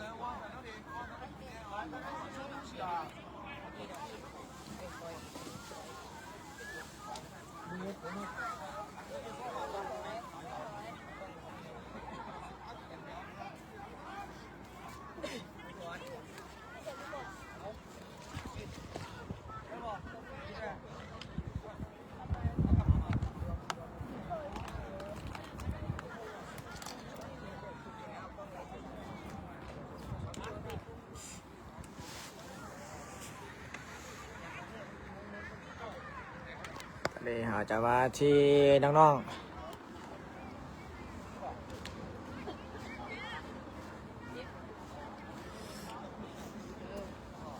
สักครู่เด้อ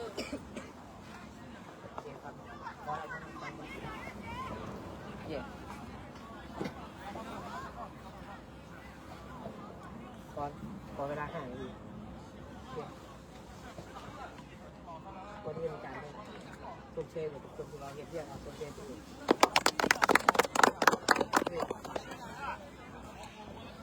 วันนี้อาจารย์ต้อง ขอบใจน้องๆทุกคนเลยอาจารย์เชื่อมั่นทุกคนที่ลงไปเรียนมีเท่าใดเราต้องเรียนอยู่ด้วยมีเท่าใดเราต้องใส่อยู่ด้วยเป็นตัวว่ามีอย่างเราต้องย่านลงไปสนามนี่คือนัดซิงเขาจะมีโอกาสแก้ตัวเป็นตัวกราบใดที่ว่าเสียงนกหวีดยังบ่เบิดเวลาเขาก็ยังบ่เป็นผู้ชนะแต่เขาก็ยังบ่เป็นคนแพ้เนาะฉะนั้นเมื่อใดกรรมการฟ้องหวีดเบิดเวลาเห็นบ่เขาสู้จนเกือบนาทีสุดท้ายวันนี้เข้านาทีที่เข้า5นาทีสุดท้ายกรรมการฟ้องเวลา1 นาทีเห็นบ่ความอดทนเนาะฉะนั้นการที่ชมเชยทุกคนที่ว่าอดทนพยายามกลุ่มพ่อเนาะนะครับใช้ชนะกอไก่ที่เชื่อก็ไก่ที่ว่าเล่นมีมันได้ใส่เฮ้ยฉะนั้นการชนะในเรื่องนี้ฉะนั้นมันบ่ได้เฮ็ดให้เขาการันตีว่าในอนาคตเขาจะเป็นนักกีฬาที่ดีหรือเป็นนักกีฬาที่เก่งเข้าใจเนาะเฮ้ยฉะนั้นข้อผิดพลาดเขายังมีหลายเลยฉะนั้นเขาต้องเอาไปปรับปรุงแก้ไขข้อผิดพลาดของเขาฉะนั้นเขาได้แซมเท่านี้เขาไม่ต้องคิดว่าเขาเก่งเนาะเขาต้องบ่ต้องหยุดพัฒนาตัวเอง กลับมือเขาก็ต้องเข้ามาแล้วเห็นคนตัวสื่อที่แข็งแกร่งเป็นลายคนที่เซดีฉะนั้นเขาก็ต้องเอาไปเป็นบทเรียนปรับใช้พัฒนาตัวเองสำคัญที่สุดพัฒนาตัวเองก็เห็นว่าเป้าหมายของเขาคือมาเนี่ยแค่ทุกคนเห็นได้จะไปสเปนในตัวดีใจบ่ดีใจเห็นว่าฉะนั้นเกิดจากใครเกิดจากคนเขาทุกคนเรียกนะในระยะ2-3 เดือนช่วงเศร้าแดงช่วงเศร้าแดงทุกคนเรียกนะเพราะนั้นจ่ายังเชื่อมั่นน้องๆทุกคนว่าเขาเรียกได้นี่แหละคือความอดทนของเขาความตั้งใจที่ทานมาเอาความช่วยทุกคน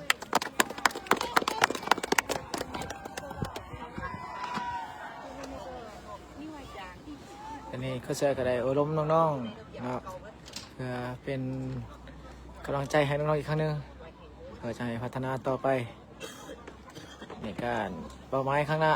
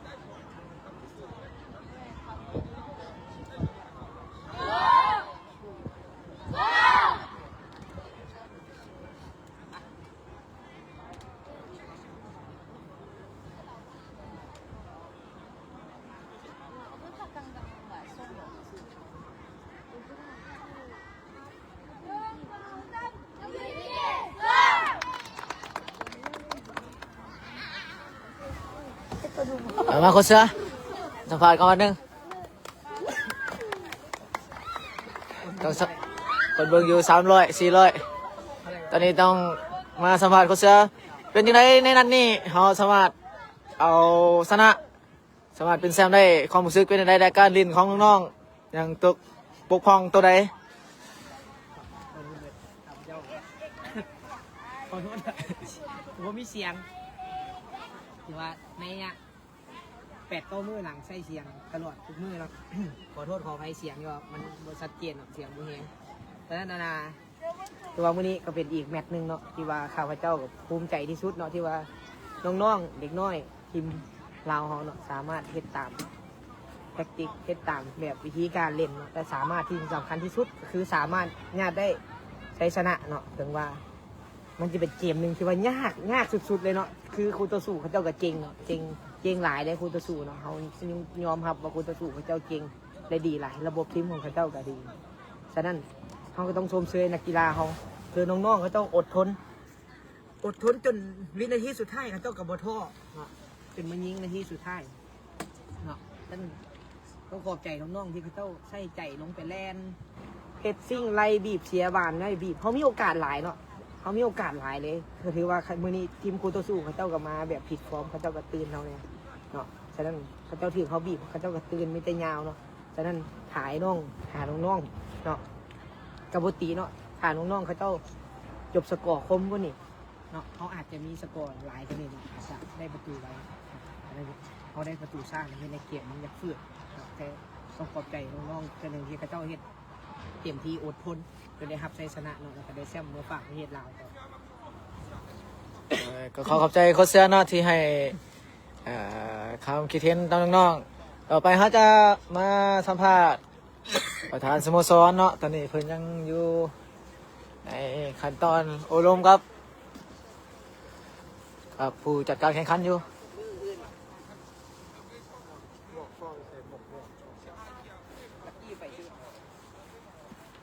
ตอนนี้เขาจะเข้าสู่พิธีการมอบรางวัลให้น้องๆ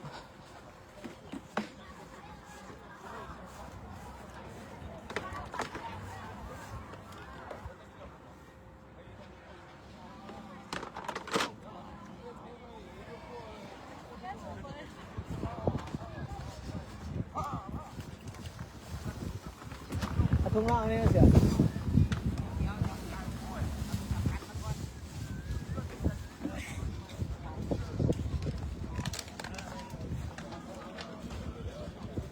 ทุ่งมาเขาถ่ายหัวพันเขาเอาทุ่งไหนเลยไป เอี่ยงเกาะ เอาทุ่งล่างให้มาแล้ว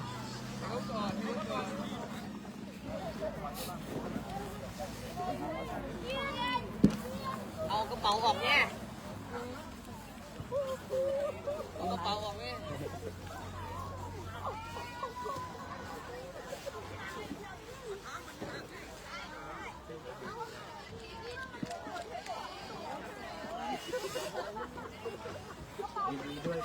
ขอบคุณครับพี่ขอบคุณ เต็มไลฟ์สดเลยครับฟังไลฟ์ บ่เป็นหยัง เดี๋ยว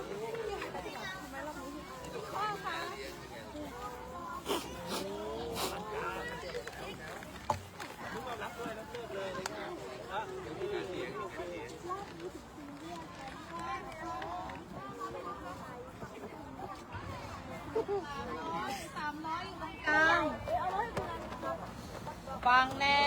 ฟังแน่ เดี๋ยว สามประสานอยู่ตรงกลาง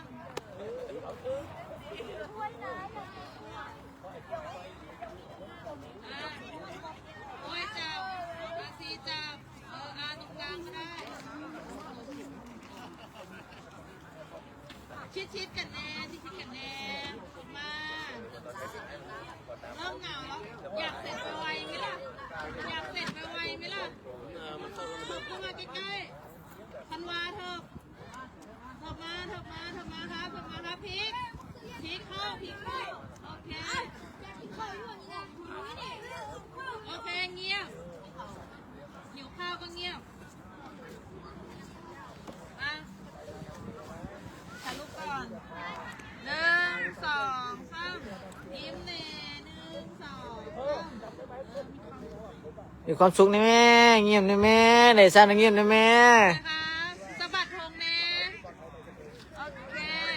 แล้วเดี๋ยวนะแป๊บนึงเฮ้เด้อยางอ่ะ1 2 3ขอถ่ายรูปหน่อย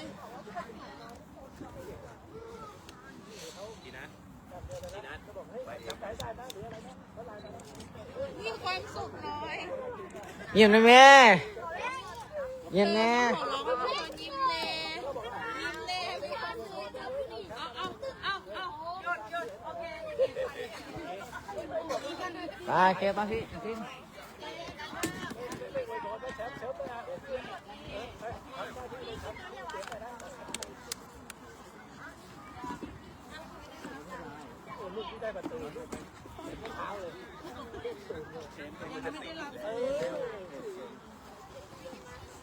เตรียมรับ ตัวใหญ่แล้วเยอะ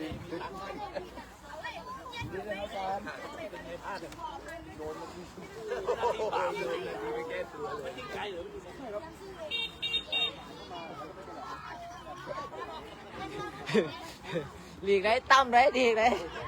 หลีกเลย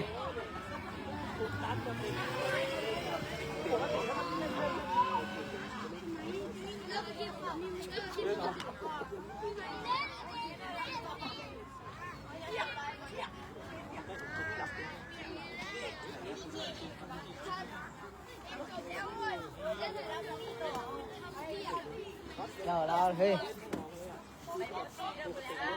ตั้งดีๆตั้งสวย ทางก้นห้องคอยเด้อตอนนี้นะคอยชินอนเด้อ ๆสวยโอเคถือป้ายดีๆลูก ยิ้มแน่ ยิ้มแน่ แบงค์ยิ้มแน่โอเค โอ้ยง่ายเลยทุกคนปวดขี้ดิ 1 2 3ยิ้มแน่ ยิ้มแน่มีความสุขแน่ฮิใช่ไหม ขอโฟกัสใครไม่ยิ้มลูกออกเพจไปหลับตานะไม่รู้ด้วยนะเขากะเราแรกให้โฟกัสลูกหลับตาไม่รู้ด้วยนะ เอาวันนี้หน้าพันเอามา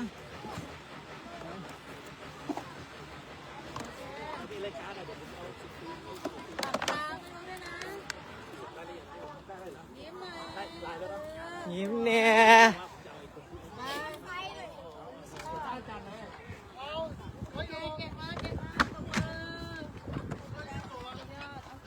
โอเคเอามาเลย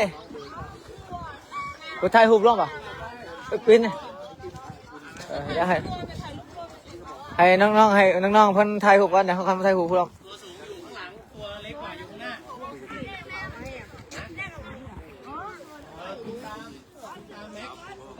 เฮ้ยเดี๋ยวไปกลับมา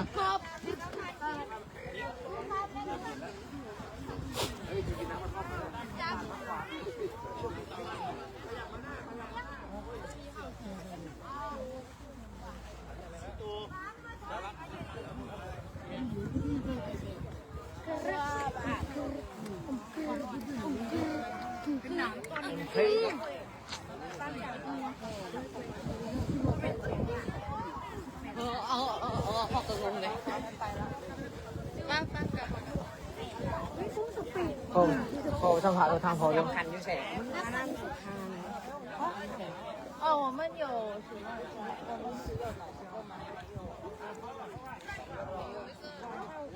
ตอนกลางคืนตอนกลางคืน อ๋อ ตอนกลางคืน ตอนคืนก็จะแต่งงานตอนคืน ภูมิใจที่สุด เสือทางพอดูเสือพอสัมผัสอ่ะ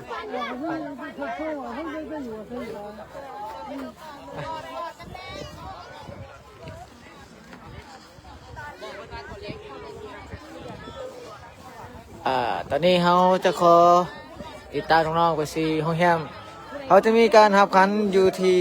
ห้องแฮมตอนค่ำเนาะเขาจะมาไลฟ์สดอีกครั้งหนึงแต่ตอนนี้ทางเพื่อนบ้านเพื่อนมาไทยฮูกับน้องๆแสดงความดีใจกับน้องๆเขาอะแค่ปีละเจ้าเจ้า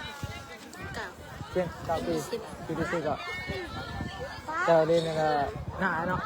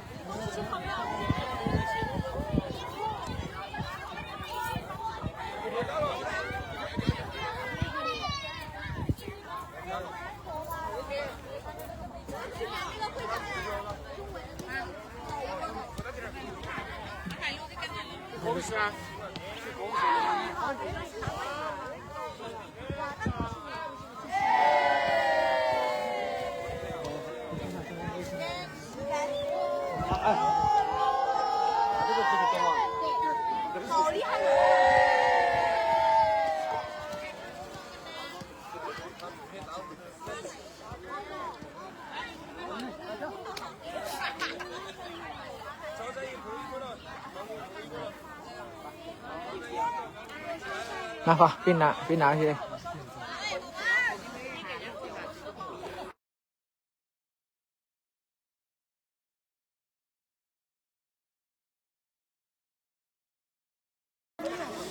ตอนนี้เขาจะมาสัมภาษณ์ทาง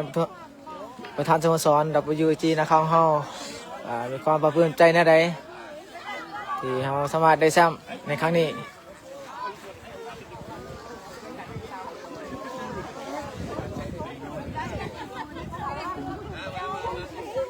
เดี๋ยวทุกคนกลับไปแล้วก็ทานอาหารใส่ชุดของอาคาเดมี่ตัวเองนะคะเดี๋ยวจะมีเชิญที่1ที่2ที่3ด้วยเขาจะมาสัมภาษณ์ท่านประธานสโมสร WG นะครับมีความรู้สึกในใดตอนนี้เขาสามารถคว้าแชมป์ได้ด้วยทีเรียบร้อย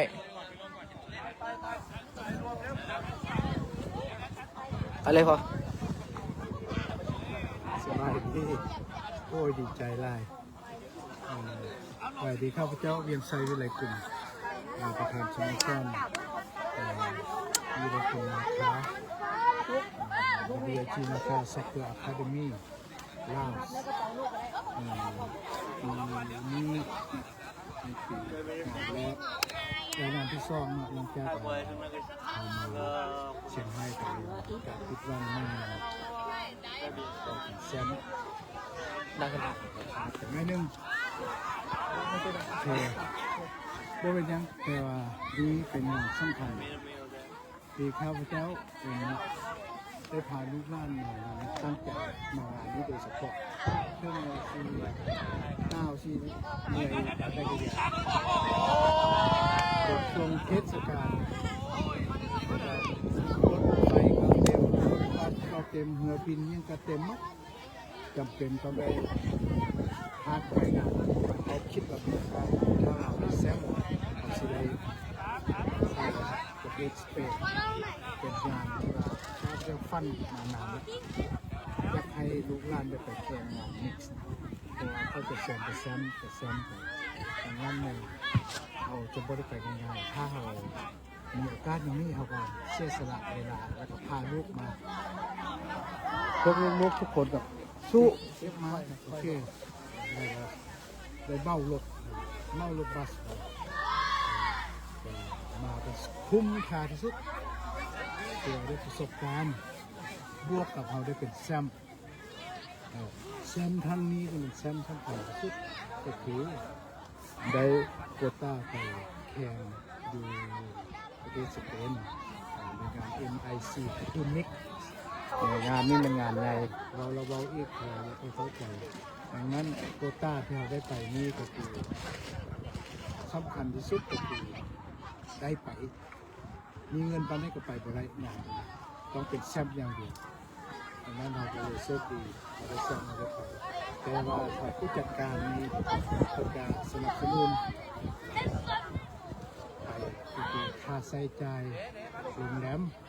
ค่าพักเสาเนาะอยู่กินแล้วก็ค่ารถค่ายังหักตั้งแต่เดือนไปมือกลับคุณแหละแทนการยังนี่มัน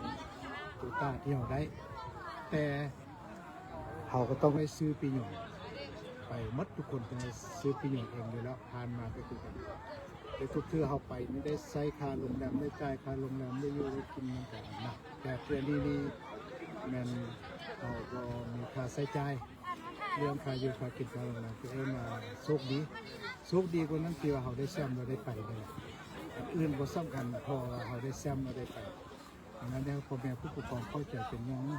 ข้าพเจ้าได้พาลูกตั้งใจพาลูกพาบัดทุกคนลูกนี่มาแข่งเป็นแข่ย้อนมาประสบการณ์นี้สำคัญที่สุดถ้าเขาบุมีโอกาสนี้เขาก็จะได้ไปมิกซ์ถ้าจะไปมิกซ์ก็ต้องทึกเซิร์นอย่างเดียวแล้วเป็นถ้าทึกเซิร์นก็ต้องเป็นทึกที่ดังดังนั้นเราอีกก็คือมิก MIC นี้อยู่ประเทศสเปนมันงานสำคัญที่สุดเข้าใจนั่นคือสิ่งที่ข้าพเจ้าภูมิใจและดีใจที่สุดที่ลูกได้แซมโค้ชการพวกที่ติดตามทุกเวียกหนักเต็มที่เราก็ได้แซมส้มปีกให้อีกเหนื่อยเดินทางมาไกลเสียสละทุกอย่างฮอตมือนี้แต่อีกอันนึงข้าพเจ้าก็ดีใจนะคือว่าการนำเป็นติดตามตลอดเลยทุกท่านได้ผ่านขณะกับบอกกาเราสื่อให้เนาะเพิ่นการนำเลยแหละการติดตามลูกหลานของเต็มที่เอาใจใส่เต็มที่สนับสนุนเป็นความภูมิใจพอใจในตอนครั้งนี้เป็นครั้งแรกของข้าพเจ้าน้อยดีใจที่สุดที่ว่าการนำเพิ่นเอาใจใส่ติดตามลูกหลานเพิ่นผ่านมาก็เพิ่นกับเบิ้งสุดยอดเลยเข้าขอบใจแล้วก็เข้าขอบใจเสื้อผ้าฟิกเตอร์เนาะที่สนับสนุนแล้วก็ปาต๊อกสนามลานซางโจที่ให้ความสะดวกสบายลูกหลานได้ซ้อม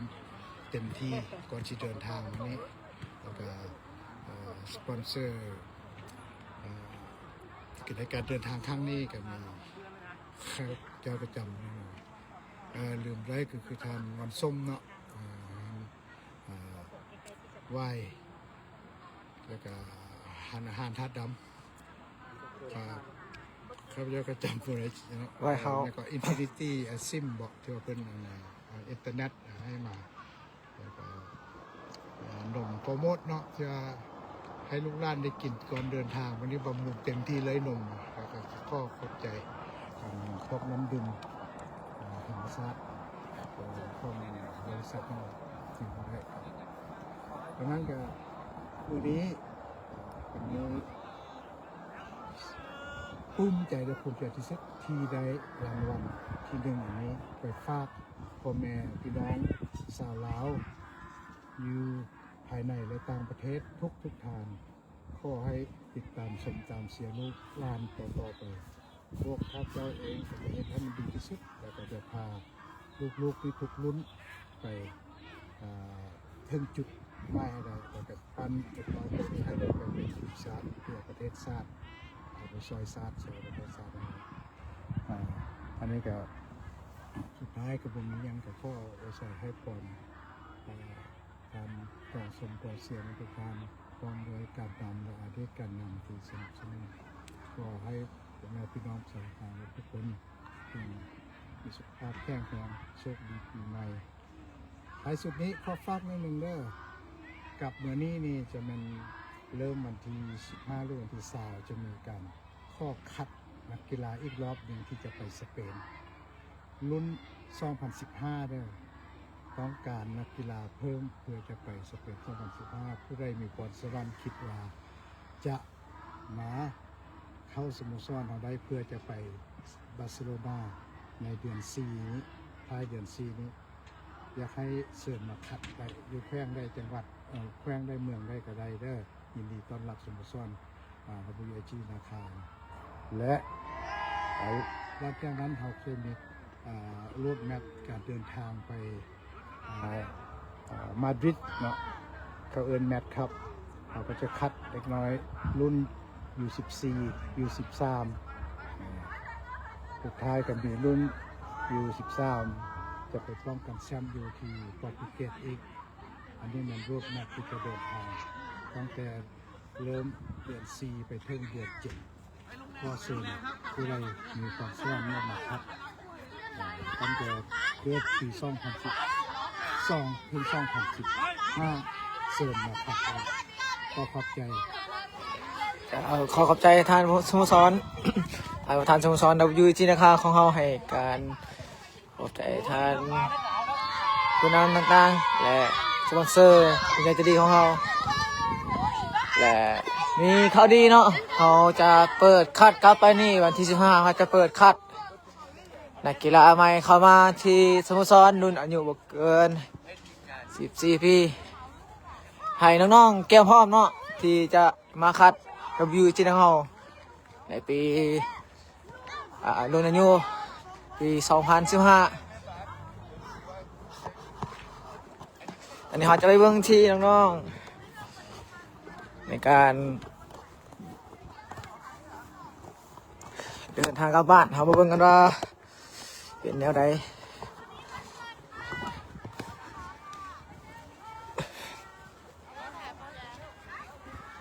ขอโทษขอไปน้องเสียงอาจจะคอยเกินไปเพราะว่าเขาเจ้าก็ตอนนี้ เขาจะติดตามน้องๆไปจนฮอดที่พักเนาะว่าเป็นแนวใดจะขี่รถล่าพันคือเก่า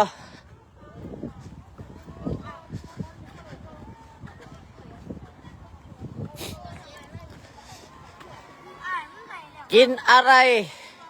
กินอย่างกินฮอนด็อกน้องซื้อฮอนด็อกกิน มันเค็มหรอก ฮะ มันบ่แสบ มันบ่เสียบเป็นคือเสียบอยู่ มันเค็ม เอาไปอ่ะ โอเคน้องๆกิน จะรัน เดี๋ยวเจอกันที่ห้องแรมนะบ๊ายบายบ๊ายบายบ๊ายบายครับ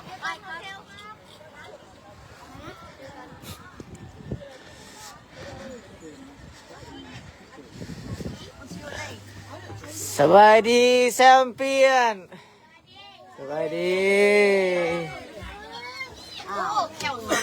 โอ้ฮัลโหล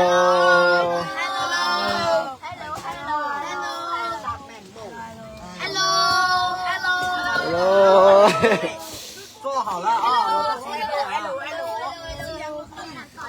วันนี้นายปวดขี้แห้งนะวันนี้หัวเลยเกลียดทองแห้งคันหนึ่งมันสิประตูอยู่ในนี้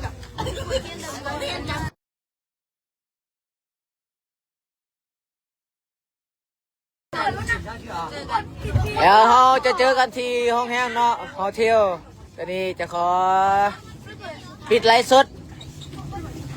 ก่อนเด้อถ้าเราจะติดตามกันอยู่ที่ตอนแรกเราจะเอามาไลฟ์สดอีกในการทับรางวัลของน้องๆอยู่ที่ห้องแฮมตอนนี้ข้าพเจ้าขอขอบใจยังทางผู้ชมทางเสียที่ของชมเสียน้องๆและแฟนคลับทุกท่านจึงนี้ข้าพเจ้าจึงขอทำการปิดไลฟ์จึงขอกล่าวคำว่าขอบใจบ๊ายบาย